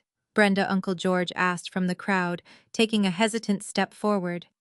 "Is it the bank?" Brenda could not answer. She looked like she had just seen a ghost. Her breathing became jagged and she took a staggering step backward, hitting the wooden railing of the deck. The papers slipped from her trembling fingers, scattering across the patio stones. Chloe, desperate to maintain the illusion of their perfect wealthy family, rushed forward. She pushed past her frozen mother and snatched the top page off the ground. She glared at me, her face contorted with pure hatred, completely convinced that this was just a minor legal scare tactic I had cooked up to embarrass them. "You are so pathetic, Maya," Chloe sneered, adjusting her designer sunglasses on top of her head. "You really went out of your way to print some fake lawsuit just to ruin our barbecue. Let us see what kind of garbage you are claiming." Chloe held the paper up to the fading afternoon light. She cleared her throat, ready to mock whatever was written on the page. But as her eyes scanned the first paragraph, her mocking smile completely vanished. The smug arrogance melted off her face, replaced by a look of sheer, unadulterated horror. She blinked hard, shaking her head, as if the words would magically rearrange themselves into something else. "Read it, Chloe," I commanded, my voice slicing through the heavy, humid air of the backyard. "Read it out loud for the entire family. They deserve to know exactly what kind of foundation this family is built on." Chloe swallowed hard, her throat clicking audibly. She looked at the police officers standing just beyond the gate, then back down to the paper. Her voice, usually so loud and commanding, came out as a weak, trembling whisper. "Notice of eviction." Chloe read, her hands shaking just as badly as Brenda had been. "Order of possession. This document serves as official notice that the current occupants of this property have exactly 24 hours to vacate the premises." A collective gasp echoed through the backyard. Aunt Patricia dropped her paper plate, sending barbecue sauce splattering across the grass. Pastor Thomas took off his reading glasses, staring at Brenda in total disbelief. Eviction. The word hung over the yard like a dark cloud. Brenda Williams, the woman who hosted the neighborhood block parties, the woman who bragged about her generational wealth and her perfect home, was being thrown out onto the street. All unauthorized occupants, including Brenda Williams, Chloe Davis, Bradley Davis, and any minor children, must surrender all keys and vacate the property by noon tomorrow. Chloe continued reading, tears welling up in her eyes as the reality of the words crashed down on her. Failure to comply will result in immediate physical removal by the Cook County Sheriff Office. Chloe dropped the paper. She spun around to face her mother, grabbing Brenda by the arms. The reality of her repossessed car, her husband's frozen bank accounts, and now this eviction notice completely shattered her fragile reality. "Mom, what is this?" Chloe shrieked, her voice cracking with absolute panic. "What does this mean? Why are we getting an eviction notice? You own this house. You told me you paid it off." Brenda could not look her golden child in the eye. She stared at the wooden planks of the deck, completely paralyzed by the shame she had spent years trying to avoid. "Mom, look at me," Chloe yelled, shaking her mother's shoulders frantically. "Tell them this is a mistake. Tell the police to make her leave. Tell them you own this house. Tell them you refinanced the mortgage just like you said you did." Brenda remained entirely silent. Her silence was the loudest confession she had ever made. The entire extended family watched the mighty matriarch crumble into a pathetic, terrified woman who had absolutely no power left. I slowly walked forward, the heels of my emerald green stilettos clicking rhythmically against the patio stones. The crowd parted for me, immediately stepping back to give me a wide berth. I did not stop until I was standing in the dead center of the lawn, perfectly framed by the flashing red and blue lights of the police cruisers. I looked directly at my older sister, watching her entire fake life burn to the ground. "She didn't refinance, Chloe," I said, my voice completely devoid of any sympathy. "She was foreclosed on 3 years ago." The collective gasp from the crowd sounded like a vacuum, pulling all the oxygen out of the backyard. Uncle George dropped his cup onto the grass. Aunt Patricia covered her mouth, her eyes darting frantically between us. Brenda's perfectly manicured facade was burning to the ground right in front of her entire congregation. Chloe stared at me, shaking her head in violent denial. She silently pleaded for Brenda to scream that I was lying, to do anything to maintain their illusion of wealth. But Brenda could not speak. Her pristine white dress suddenly looked like a surrender flag. She gripped the deck railing so hard her knuckles turned a stark bone white. I did not give her a second to recover. I pulled out a second stack of documents. I walked past Chloe and handed the packet directly to Pastor Thomas. He could do the honors of reading the public record. "Read the title deed, Pastor," I instructed. "Read the transfer of ownership from 36 months ago, when the federal bank seized this property because Brenda defaulted on her mortgage." Pastor Thomas adjusted his glasses, his hands trembling. He scanned the highlighted sections, his eyes widening in pure shock. "The property was foreclosed," he whispered. "The bank took it. But the deed says it was purchased by Vanguard Holdings, LLC. "That is correct," I replied, projecting my voice so everyone could hear. "Vanguard Holdings, LLC is a blind trust. I formed it 3 years ago. I used my own money to buy this house in cash directly from the bank. I did it anonymously because I knew Brenda's toxic pride would never allow her to accept it. She would rather live on the streets than admit her scapegoat daughter rescued her. So I let her keep her dignity. I let her pretend she refinanced the mortgage. I let her parrot around acting like she was the queen of the suburbs." Chloe staggered backward. "You bought the house?" Chloe gasped. "You have been the owner this whole time." "Yes, Chloe," I stated firmly. "While you maxed out my credit cards, I was keeping a roof over your mother's head. And I did not just buy the house. I have been paying the property taxes for 3 straight years. I paid for the new water heater. I paid the homeowner insurance policy. I funded the very ground you have been using to host these lavish family barbecues." Brenda finally found her voice, though it sounded like scraping gravel. "You lied to me," she rasped, pointing a shaking finger in my direction. "You tricked me into thinking the bank gave me a second chance. You humiliated me on purpose." I let out a harsh, echoing laugh that silenced the entire yard. "I protected you, Brenda. I gave you a second chance when your own financial incompetence nearly left you homeless. And how did you repay me? You used the security I provided to continually disrespect me. You sat at every Thanksgiving table inside the house I owned and called me a bitter disappointment. You told Aunt Patricia I lacked ambition. You told Pastor Thomas I was arrogant and selfish. You sat in that high-end Chicago steakhouse just a few nights ago eating a premium dinner paid for by my credit and watched your bratty grandson throw my graduation cake onto the floor. You called me a disgrace and told me to stay away forever. You told me you were severing all contact." The relatives began whispering furiously among themselves. Aunt Patricia looked at Brenda with absolute disgust, finally realizing the depth of her sister's staggering hypocrisy. Uncle George shook his head, muttering about how wicked Brenda had been to the only child who actually took care of her. "You demanded I stay away forever." I continued, taking a slow, deliberate step closer to the deck where Brenda stood paralyzed. "You demanded I cut all ties. I am simply honoring your request as a dutiful daughter. I am liquidating my assets. I am terminating my charity. You wanted me out of your life, Brenda. Congratulations. You got exactly what you asked for. But you forgot one crucial detail when you decided to banish me from the family. Brenda's chest heaved with panicked breaths. She looked around the yard, desperately searching for a single sympathetic face, but found absolutely nothing except judgment and pity. Even Brad had backed away completely, hiding near the side gate, terrified that my wrath would swing back in his direction.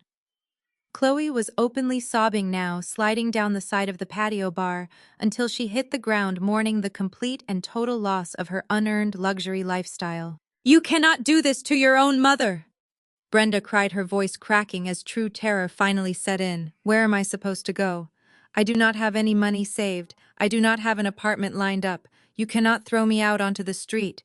We are a black family. We protect our elders." I stared at her, feeling absolutely no remorse. The well of my empathy had run completely dry. "You should have thought about protecting your family before you stole my social security number to fund Chloe's sorority dues. You should have thought about family loyalty before you slapped my face at the country club to defend a white man who was cheating on your daughter. You burned this bridge, Brenda. I am just handing you the ashes." I turned my back on her and looked out over the silenced crowd of relatives. I made eye contact with Pastor Thomas, who was still clutching the foreclosure documents like a shield. I took a deep breath, letting the cool Chicago breeze fill my lungs, preparing to finally deliver the final consequence of her actions. "I am the legal owner of the ground you are standing on," I said, my voice echoing over the silent yard. "And as your landlord, I am officially kicking you out." The yard erupted into absolute chaos the second the words left my mouth. Relatives were shouting over each other, grabbing their purses and folding chairs, scrambling to distance themselves from Brenda and Chloe as fast as possible. The two police officers by the front gate remained perfectly still, watching the scene unfold with professional detachment, ensuring no physical violence erupted. I turned my back on my mother, who was now hyperventilating on the wooden deck, and began walking toward the side gate to retrieve my car keys from the patio table. As I rounded the corner of the brick house, away from the flashing red and blue lights and the screaming family members, a heavy hand grabbed my elbow. I whipped around, ripping my arm away instantly. Brad stood blocking the narrow walkway between the house and the tall wooden fence. His polo shirt was soaked with sweat, and his eyes were wild, darting back and forth to make sure none of the police officers could see us. The pathetic, cowering man who had shrunk away from the process server was gone. In his place was a cornered animal fueled by sheer desperation and the toxic belief that he could still manipulate his way out of this disaster. "You think you are so smart, Maya," Brad hissed, stepping closer to trap me against the brick wall. "You think you have this all figured out with your little folders and your grand speeches, but you forgot one massive detail." I crossed my arms, staring at him with absolute indifference. "You have exactly 10 seconds to get out of my way before I scream for those officers, Brad." "You are not going to scream for anyone," he sneered, jabbing a finger toward my face. "Because if those cops come back here, I am going to tell them everything. You want to talk about financial fraud? You want to bring up the $80,000 I took from your credit line? Guess whose name is on the primary account? Yours.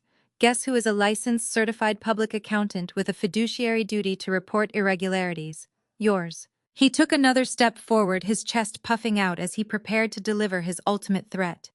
"If you do not march back out there, cancel this eviction, and turn my credit cards back on right now, I am going to the federal authorities myself.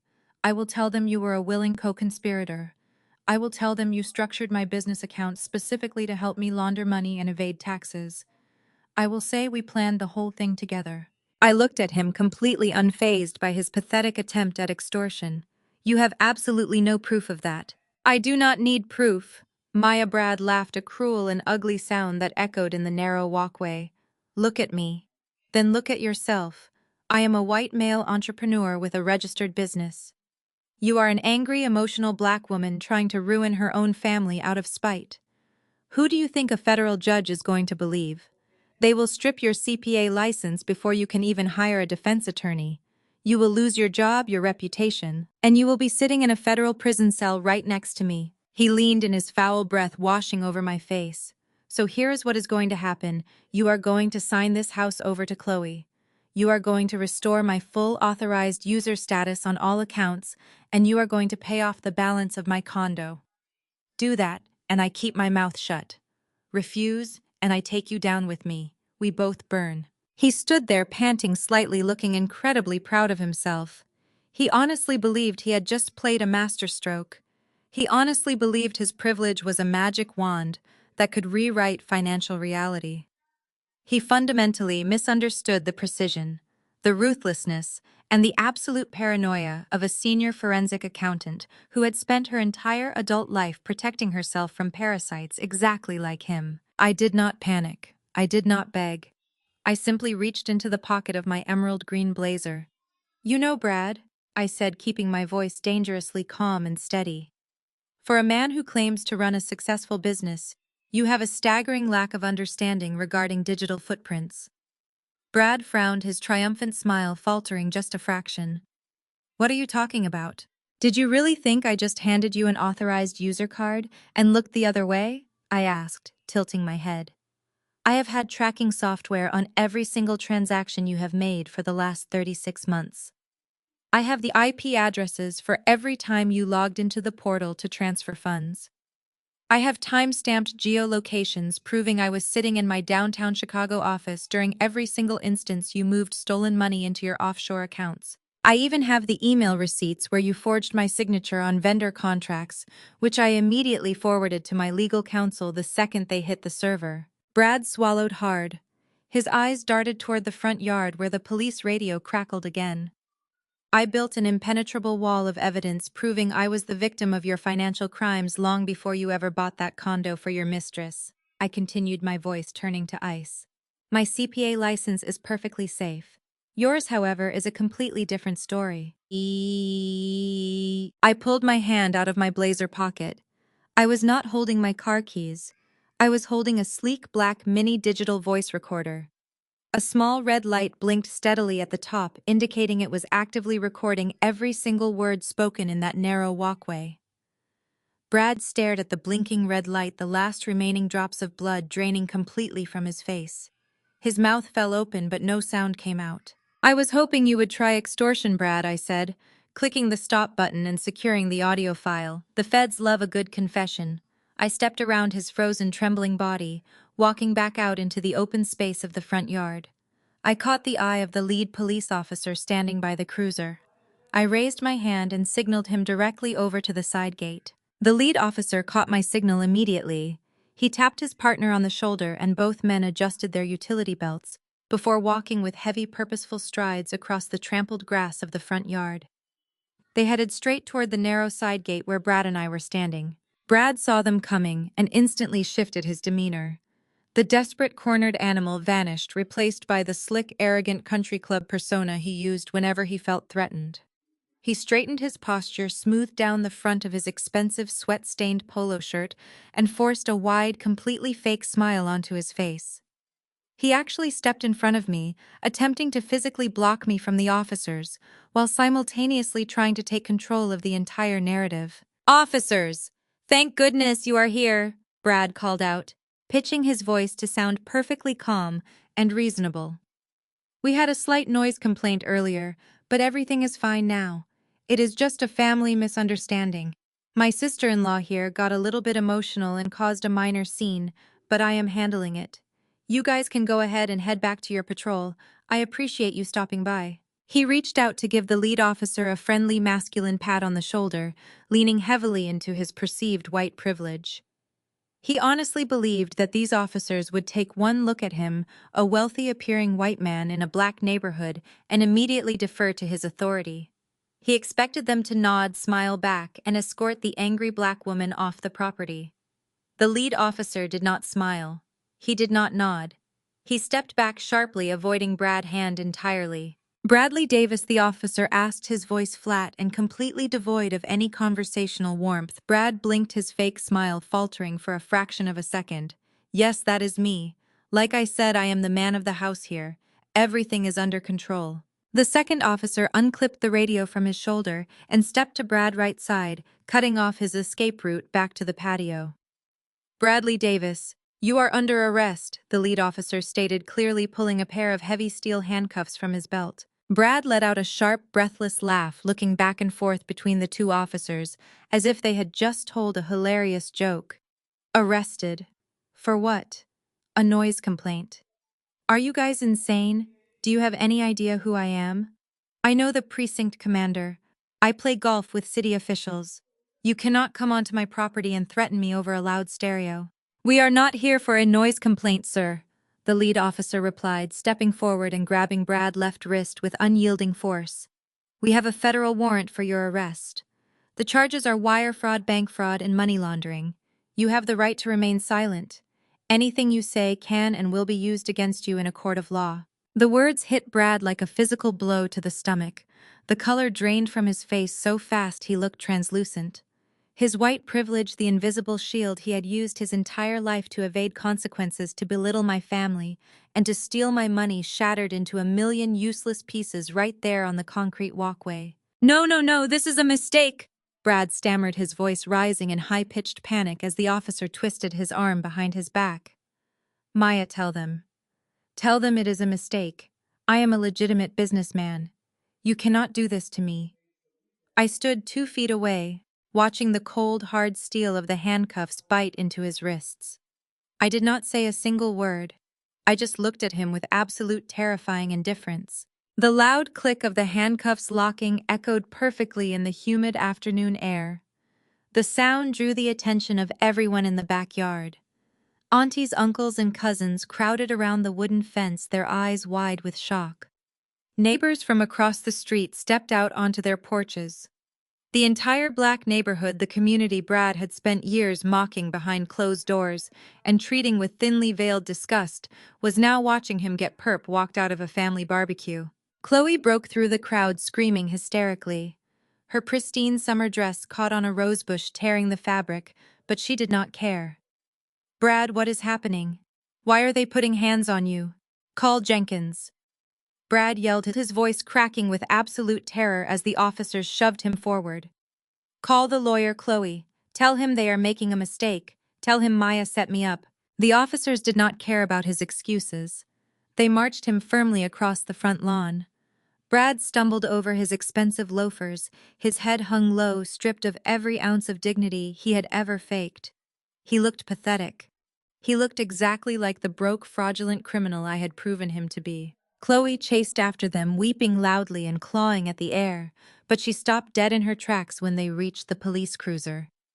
The lead officer placed a heavy hand on top of Brad's head, forcing him to bend down, and shoved him ruthlessly into the cramped back seat of the squad car. The heavy door slammed shut with a definitive ringing thud that signaled the absolute end of his luxurious charade. Chloe could not handle the destruction of her reality. Her knees buckled completely. She collapsed right there on the trampled grass of the front lawn, wailing uncontrollably, burying her face in her hands as the flashing red and blue lights illuminated her ruined life. She had no car, she had no money, and now she had no husband. I stood on the walkway, absorbing the beautiful, chaotic symphony of their downfall. Brenda turned away from the departing police cruiser and looked at me. The arrogant, toxic matriarch was completely gone. Her eyes finally showed true, undeniable terror as the full weight of her reality crashed down. "Where are we supposed to go?" I stared directly into Brenda's terrified eyes and offered absolutely no answer to her pathetic question. The flashing red and blue lights of the police cruisers faded down the street, taking Brad and his fake superiority away to a federal holding cell. I turned my back on the wreckage of their lives, walked to my car, and drove back to my downtown Chicago apartment to get a good night of rest.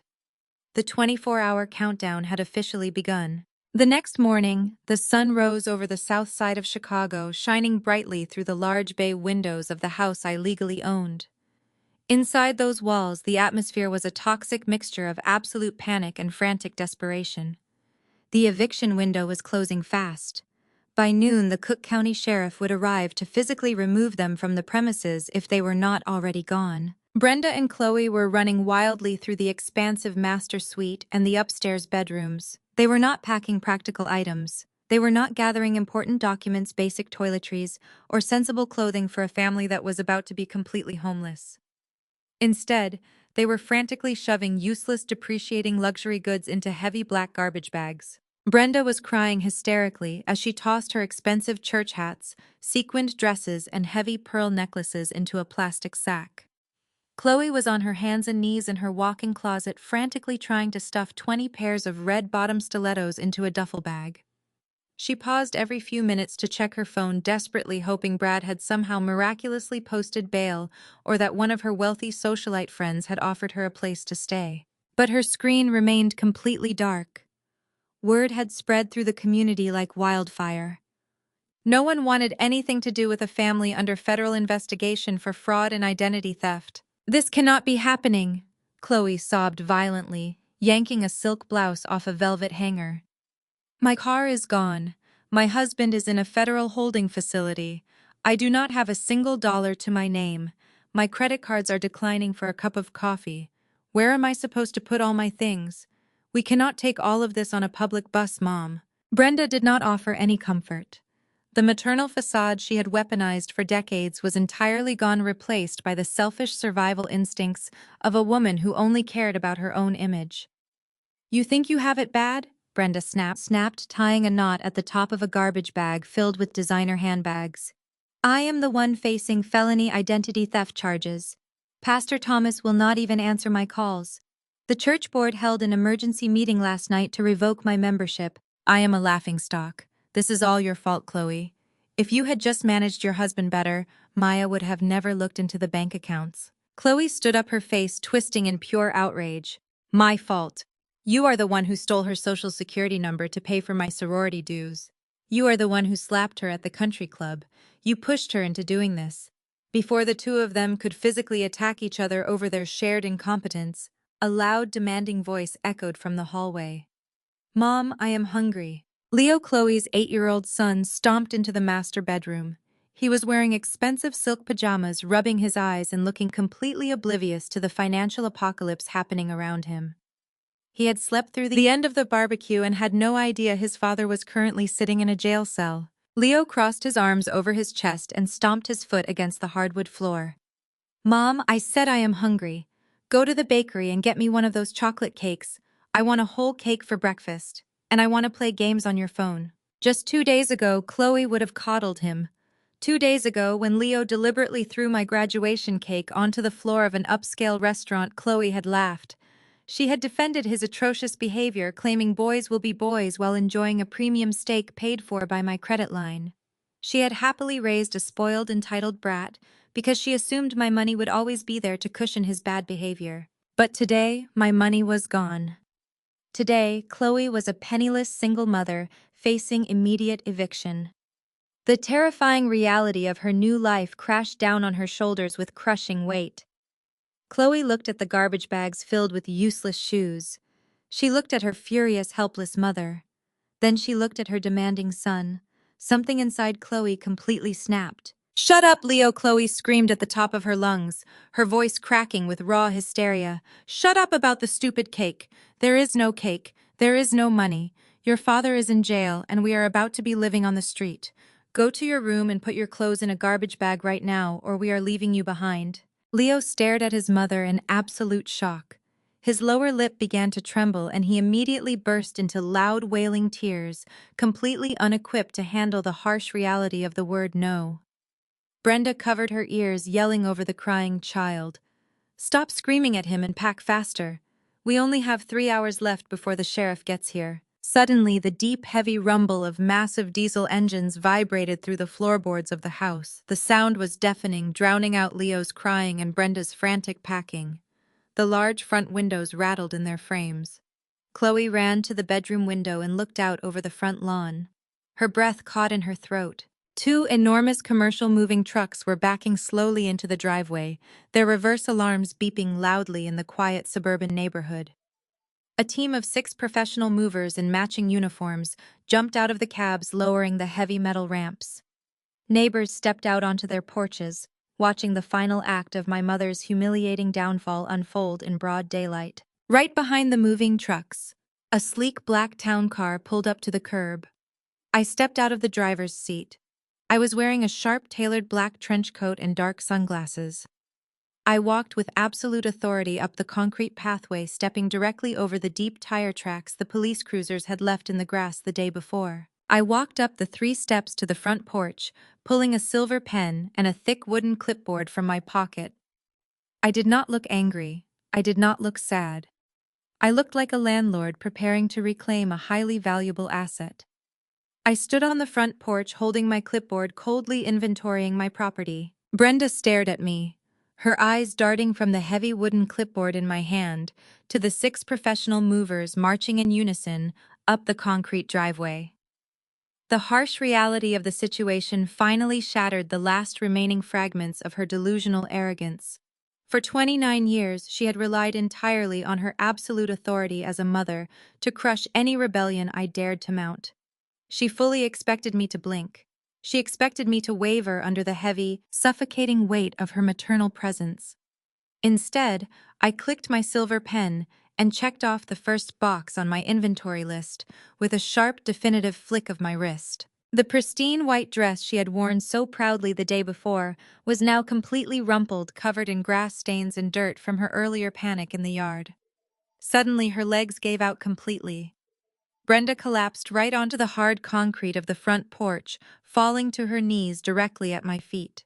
The sight of the proud, tyrannical matriarch dropping to the ground like a helpless child would have sent absolute shockwaves through our entire church congregation. "Maya, please," Brenda wailed, her voice cracking, as she reached up and grabbed the hem of my tailored black trench coat. Her grip was desperate, her perfectly manicured nails digging painfully into the expensive fabric. "You cannot do this to me. I am your mother. I gave you life. I carried you in my womb for 9 long months. I went through agonizing labor to bring you into this world. You owe me your compassion. You owe me a second chance." I stepped back forcefully, making her release my coat. I looked down at her, feeling absolutely nothing. No guilt, no hesitation, no residual childhood fear. My emotional well had run completely dry. Giving birth is a basic biological function. I said, my voice completely devoid of any warmth or sympathy. It is not a lifelong license to commit financial fraud and identity theft against your own offspring. Brenda squeezed her eyes shut, fat tears rolling rapidly down her cheeks. She was pulling out every single emotional weapon in her arsenal, desperately weaponizing the deep-seated cultural expectations of Black family loyalty. "We are a blood Maya. We are a Black family, and we are supposed to stick together when the outside world turns against us. I know I made mistakes.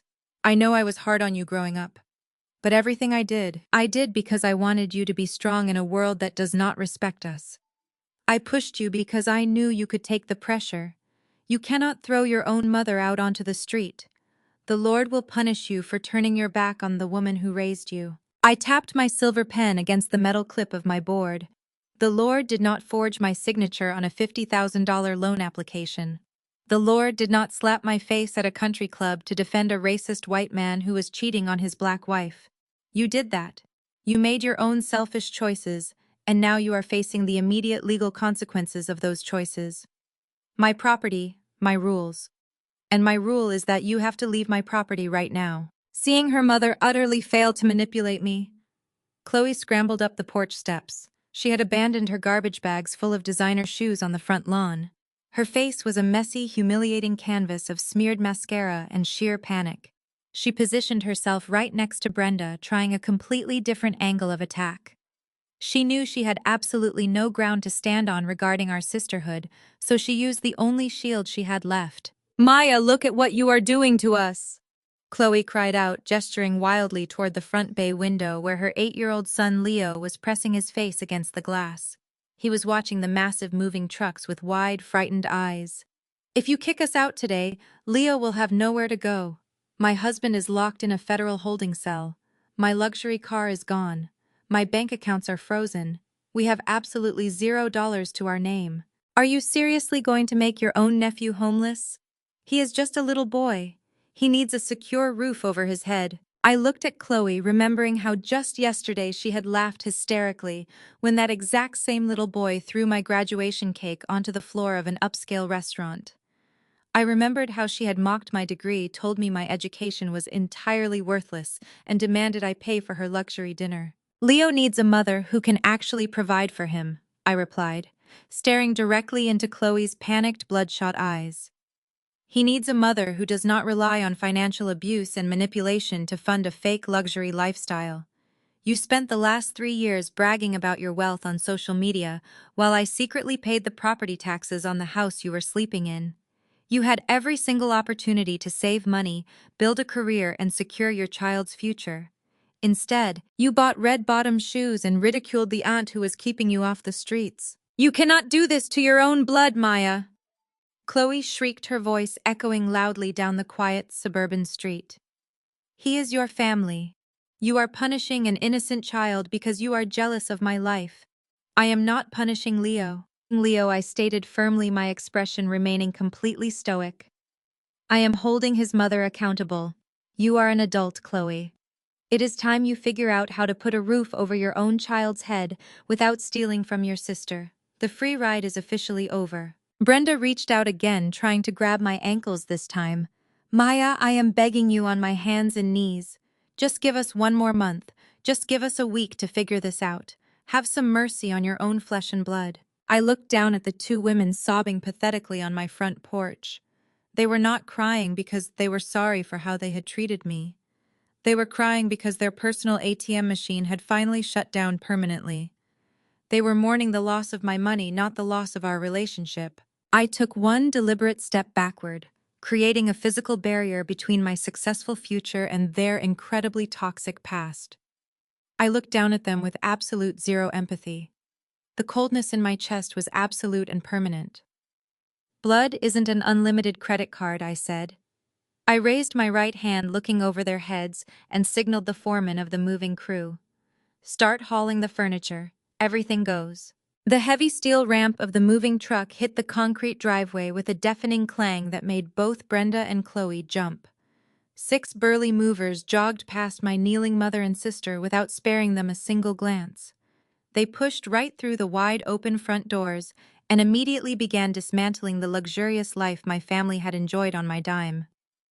I watched as 2 men carried out the custom velvet sectional sofa Chloe loved to brag about on social media. Another mover wheeled out the massive flat-screen television Brenda used to watch her daytime shows while I paid her property taxes. Brenda scrambled to her feet, her ruined white dress clinging to her shaking frame. "You are really doing this," she screamed over the noise of the moving crew. "You are letting strangers gut my house. I raised you. I clothed you. You are tearing apart your own flesh and blood over money. Family is supposed to forgive. Family is supposed to endure." I turned my gaze entirely on Brenda, my expression hard and immovable. "You do not get to use the word family to shield yourself from the law," I stated, my voice slicing effortlessly through her theatrical wailing. "You love to talk about how black families stick together, but you only use that phrase when you need me to open my wallet. Where was that family loyalty when I was 18 years old working 3 minimum wage jobs until my hands bled? Where was it when you stole my social security number to take out a $50,000 fraudulent loan so Chloe could buy designer bags for her sorority sisters?" Brenda flinched, taking a sudden step back as if I had struck her. Chloe stopped sobbing for a fraction of a second, her eyes darting between me and our mother. "And where was that profound family bond last week?" I continued, stepping closer to them on the concrete porch. "I sat at a steakhouse to celebrate my master degree, a degree I earned while paying the roof over your head. Your grandson threw my graduation cake onto the floor and told me to eat it off the ground. You did not correct him. You told me to stop looking ghetto and pay your $1,400 dinner bill. Where was your maternal instinct when you slapped me across the face at the country club to defend a racist white man who was cheating on your daughter using my credit line?" I did not wait for an answer. I knew they had none. They were entirely empty, stripped of every false narrative they had ever used to control me. "You never saw me as a daughter, Brenda," I said, my tone dropping to a lethal quiet register. "You never saw me as a sister, Chloe. You saw me as an endless bank account. You saw me as a host you could drain dry so you could play pretend in a wealthy suburb. But the host just woke up, and the parasites are being permanently evicted." Chloe grabbed her son Leo by the shoulders, pulling him forward as a human shield. Leo was no longer demanding cake. He was staring at the movers taking away his expensive gaming console, his bottom lip trembling with genuine confusion. Maya, please, Chloe begged, her voice cracking with raw, unadulterated panic. Forget about Mom. Forget about Brad. Just look at Leo. I have $0. My accounts are frozen. I have a criminal investigation hanging over my head. I have absolutely no way to feed him tonight. You are really going to leave your own nephew on the sidewalk to starve. We have nothing. I looked at Chloe, taking in her messy hair, her tear-streaked face, and the absolute destruction of her unearned ego. I reached into my tailored emerald green blazer. I did not pull out my checkbook. I did not pull out a credit card, and I certainly did not pull out the keys to a hotel room. I pulled out two neatly folded pieces of paper. I handed the first piece of paper to Brenda. She took it with shaking hands, desperate hope flashing in her eyes for a split second before she actually read the bold text at the top. It was a brightly colored pamphlet. That is a flyer for the Southside Women's Shelter, I informed her coldly. I called ahead this morning. They have 2 open cots available in their emergency intake wing. It is not the master suite you are used to, but it will keep you out of the Chicago wind tonight. They serve a hot breakfast at 6 in the morning. I highly recommend you do not miss it.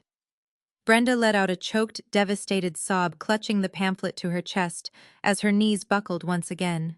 I turned to Chloe and handed her the second piece of paper. It was a standard 2-page document printed on cheap copy paper. Chloe stared down at it, her hands trembling violently. That is a blank job application for a cashier position at the fast food drive-through 3 blocks from here, I said, maintaining total, unwavering eye contact. The manager is hiring immediately for the night shift. You are 33 years old, Chloe. It is time to build some real credit. Chloe opened her mouth to scream at me, to hurl another stream of vicious insults, but the sheer crushing weight of her new reality finally suffocated her anger. She just stood there holding the fast food application completely broken. The moving foreman approached me holding his own clipboard. House is totally clear, Miss Williams. We are heading to the secure storage facility now. I gave him a brief nod.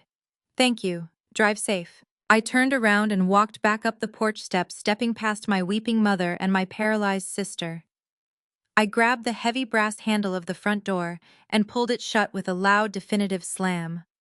I pulled my keys from my pocket and locked the deadbolt. Then I punched a 4-digit code into the brand-new electronic security panel I had installed yesterday. The system chirped loudly, confirming the perimeter was heavily armed and monitored by a private security firm. Anyone trying to break a window or pick that lock would have the police on them in under 3 minutes. I turned around and walked gracefully down the front steps. I did not look at Brenda sobbing on the concrete. I did not look at Chloe clutching her job application. I did not look at Leo crying over his lost video games. I walked straight past the garbage bags filled with their useless designer clothes and red-bottom shoes sitting on the curb. I unlocked my sleek car, slid into the plush driver's seat, and started the engine. I adjusted my rearview mirror, catching one last glimpse of them standing on the sidewalk with their trash bags entirely alone, completely broke and finally facing the real world. I put the car in drive and pulled away from the curb, leaving them behind forever. 2 weeks passed since I watched my mother and sister fade into the rearview mirror of my car. I did not shed a single tear during those 14 days. Instead, I spent every waking hour doing what I do best. I organized data. The sprawling architecture of the federal courthouse loomed above me as I walked through the heavy revolving doors in downtown Chicago.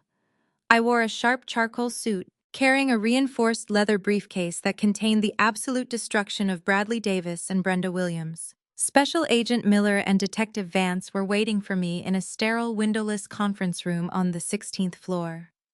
They had requested this meeting to formally review the evidence I submitted regarding the identity theft and wire fraud. I did not just bring them a statement. I brought them a fully indexed, cross-referenced, and audited financial roadmap. I placed 3 thick binders onto the metal table. I opened the first binder, sliding the original loan documents across the table. I pointed directly to the forged signature and the IP address logs I had pulled from my mother's desktop computer. Brenda Williams executed this $50,000 loan the week I turned 18. I explained, my voice echoing off the bare walls. I tracked the routing numbers. The funds bypassed my accounts entirely and were deposited directly into the university bursar account of my sister Chloe Davis. Agent Miller reviewed the highlighted bank statements, his eyebrows raising slightly at the sheer precision of my documentation. "You built a better case file than half the forensic teams we have on payroll, Miss Williams," he noted, flipping through the pages. "This clears you entirely of the debt. The bank will be forced to remove this from your credit history by the end of the week. Brenda Williams is looking at multiple counts of aggravated identity theft and bank fraud." I nodded and opened the second binder. "That is just the appetizer, gentlemen. Let us discuss Bradley Davis." For the next 2 hours, I walked the federal agents through the tangled web of Brad's fake corporate empire. I showed them exactly how he had funneled $80,000 from my authorized user credit line through a series of shell companies, ultimately using the clean cash to purchase a luxury condo in the Gold Coast for his 22-year-old mistress. I provided the timestamps, the geolocation data from his login attempts, and the falsified vendor invoices he submitted to the bank to justify the massive withdrawals. Brad had tried to play the role of a wealthy white entrepreneur, but on paper he was nothing more than a sloppy, desperate thief. Detective Vance closed the final binder, letting out a low whistle. He thought he could outsmart a senior forensic accountant. That is a special kind of arrogance. We have enough here to secure a federal indictment by Friday. He is not walking away from this. I shook their hands, left the courthouse, and walked out into the bright Chicago afternoon. My name was officially cleared. My credit was protected. The federal government was now handling the trash I had finally taken out.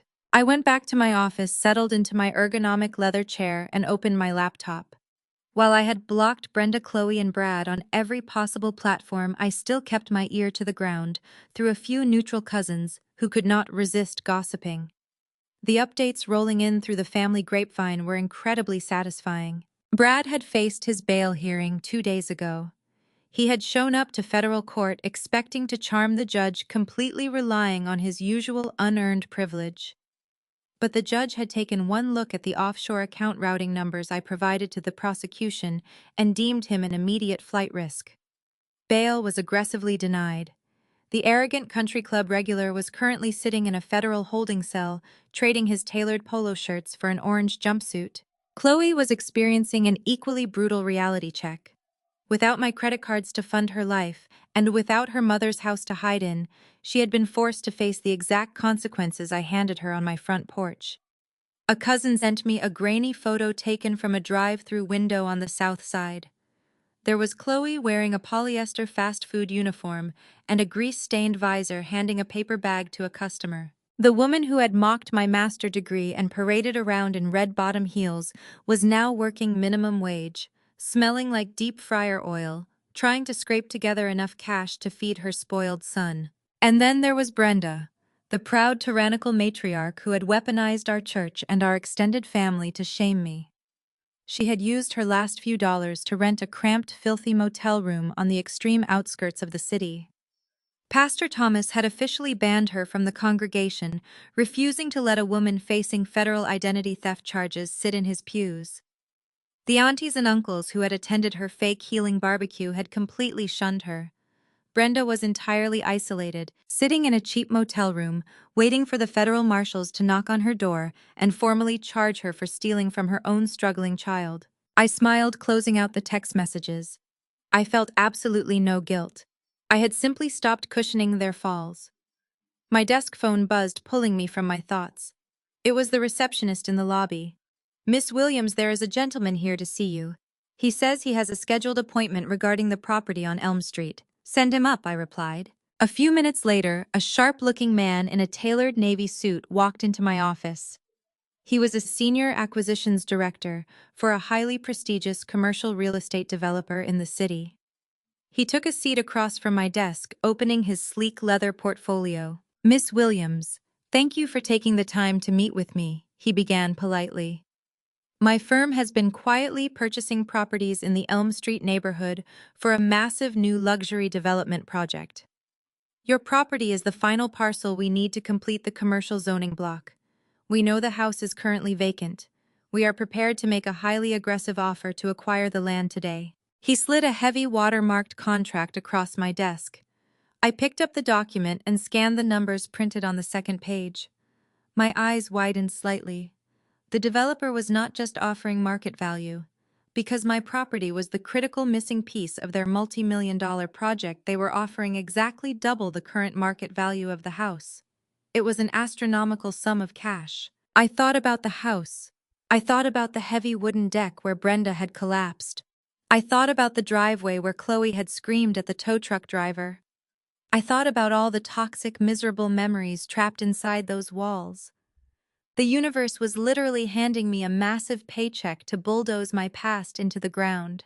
I reached into the pocket of my blazer and pulled out my favorite silver pen. I did not negotiate. I did not hesitate. I clicked the pen, pressed the cold metal tip to the signature line, and signed the contract. The ink dried on the heavy parchment paper, sealing the absolute end of my family's physical legacy. The acquisitions director closed his sleek leather portfolio and shook my hand, his grip firm and strictly professional. He walked out of my office, taking the deed to the property where I had endured decades of emotional abuse. Within 48 hours, the massive wire transfer cleared my primary banking account. The alert popped up on my phone screen while I was standing in my kitchen, pouring my morning espresso. The number displayed on the high-definition screen was staggering. It was the kind of sudden liquid wealth that alters generational trajectories and shatters glass ceilings. But instead of feeling the desperate clawing need to hoard it or flaunt it with designer handbags and luxury cars, like my sister Chloe would have done, I felt a deep, profound sense of focused purpose. I was not going to let this money sit idle in a vault.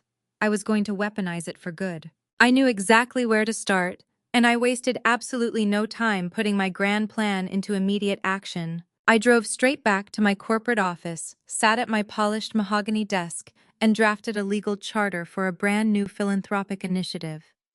I took a massive, highly significant portion of the profits from the house sale and officially established the Maya Williams Financial Literacy Scholarship. It was a comprehensive endowment specifically designed for young, underprivileged Black women in the greater Chicago area. I vividly remembered being 18 years old, working 3 exhausting minimum wage jobs just to survive while my own mother actively stole my identity and weaponized my credit score to buy my sister expensive sorority outfits. I wanted to ensure that the next generation of young Black girls had the resources, the advanced education, and the impenetrable financial armor they needed to protect themselves from predators. I set up a dedicated board of directors composed entirely of successful Black women to oversee the distribution of funds. Ensuring the money went directly to those who needed it most, bypassing red tape. I wanted them to know how to spot financial abuse, especially the kind hiding behind a mother's smile inside their own homes. I signed the massive endowment papers with the very same silver pen I used to sell the house.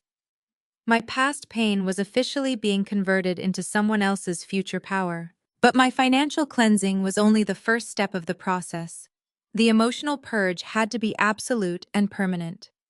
I returned to my downtown apartment that evening and looked at my personal cell phone sitting on the granite counter. The screen was completely cluttered with a relentless stream of toxic text messages.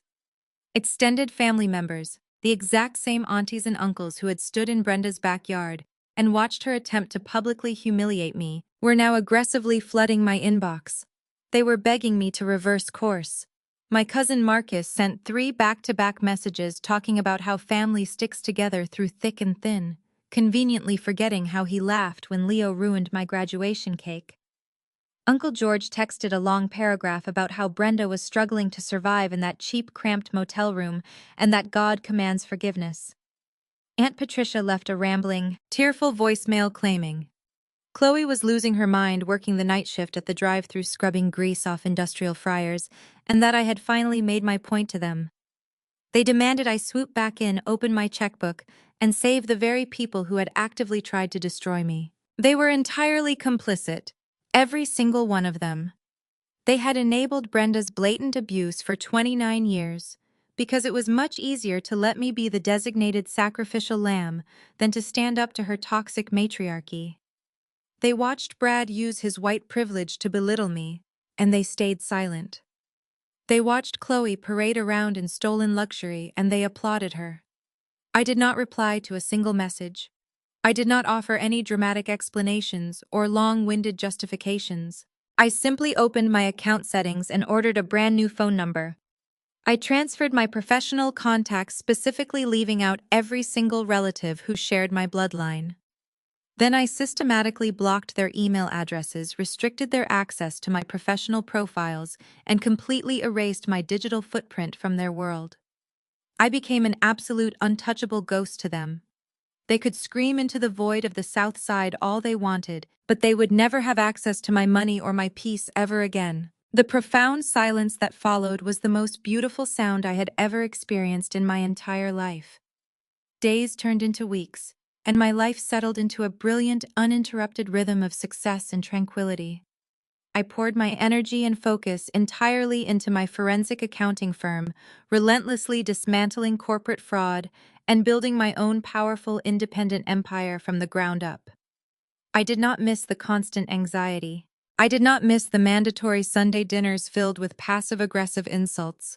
I was finally thriving, completely free from their deep, draining toxicity. One crisp, beautiful Tuesday morning, my executive assistant walked into my corner office carrying a heavy gold-embossed envelope. It was not a fake family barbecue invitation demanding my submission. It was a formal, heavily weighted letter from the national organizers of the Financial Executives Summit. I broke the thick wax seal and pulled out the premium cardstock. My heart beat a steady, triumphant rhythm against my ribs as I read the bold, elegant lettering. The prestigious board of directors was not just inviting me to attend their annual gala. They were officially requesting my presence as the distinguished opening keynote speaker, formally cementing my status as an undisputed leader in the financial industry.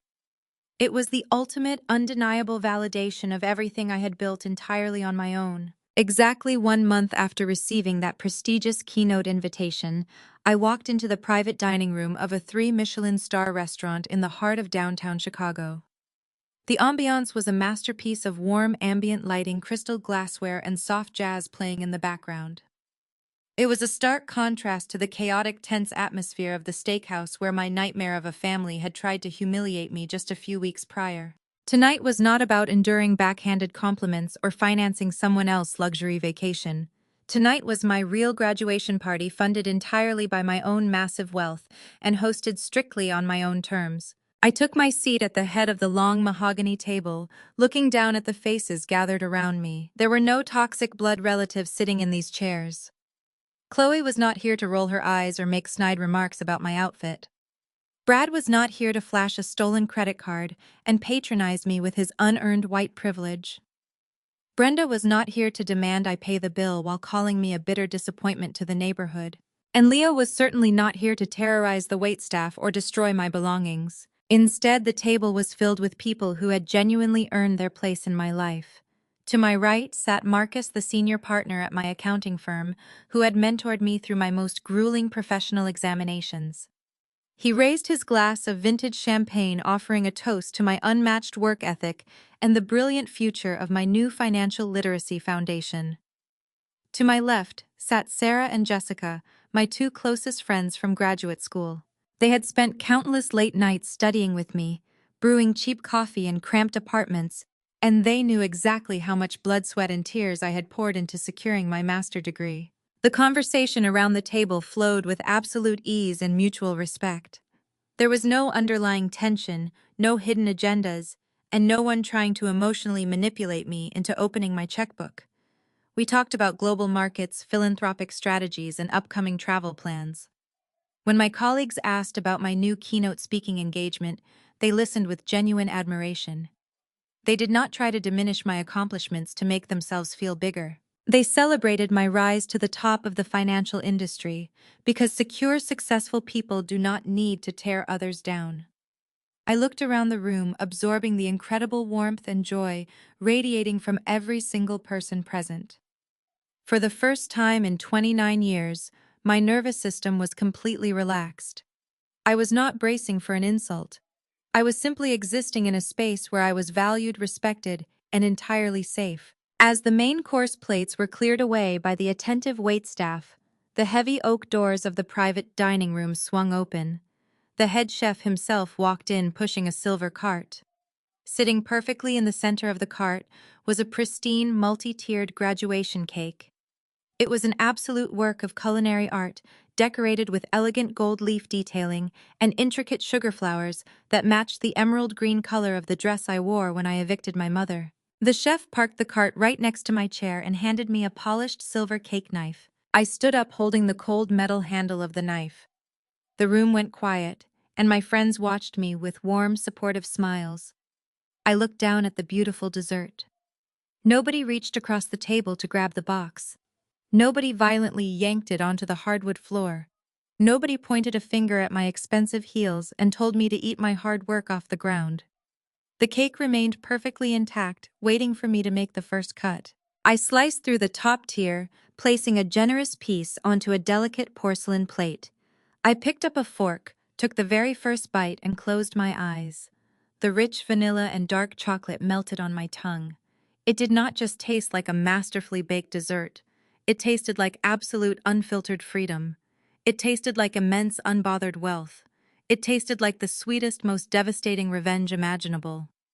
I had completely dismantled the toxic matriarchy that tried to suffocate me. I had secured my financial empire, sent a fraud to a federal holding cell, and reclaimed the narrative of my own life. I opened my eyes, looking at the family I had chosen for myself, and took another delicious bite. Family is not about the people who gave you life. It is about the people who do not demand your soul as repayment for simply existing. It is about the people who celebrate your victories without jealousy, who respect your boundaries without throwing a tantrum, and who never ask you to shrink yourself down to make them feel comfortable. I spent nearly 3 decades trying to earn the love of a mother and a sister who only saw me as a blank check.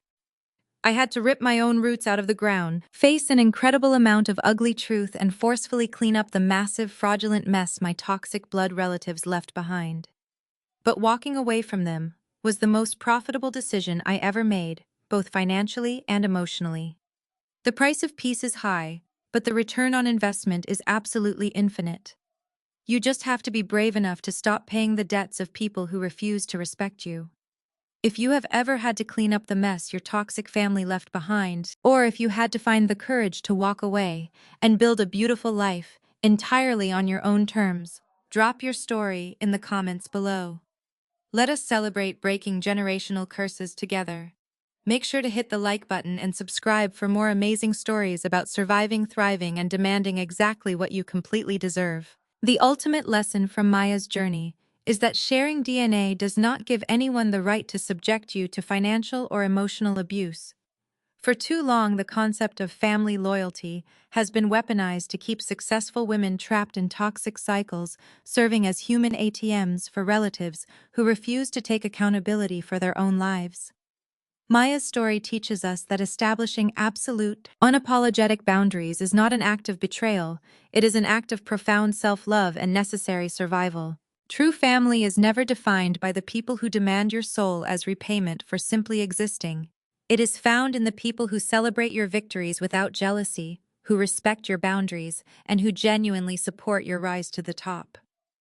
Walking away from toxic relatives might be the hardest decision you ever make, but it is undoubtedly the most rewarding one. Your peace, your finances, and your future are always worth protecting at all costs. If you have ever had to clean up the mess your toxic family left behind, or if you found the courage to break a generational curse and build a beautiful life on your own terms, drop your story in the comments below. Hit the like button and subscribe for more empowering stories about thriving and demanding the respect you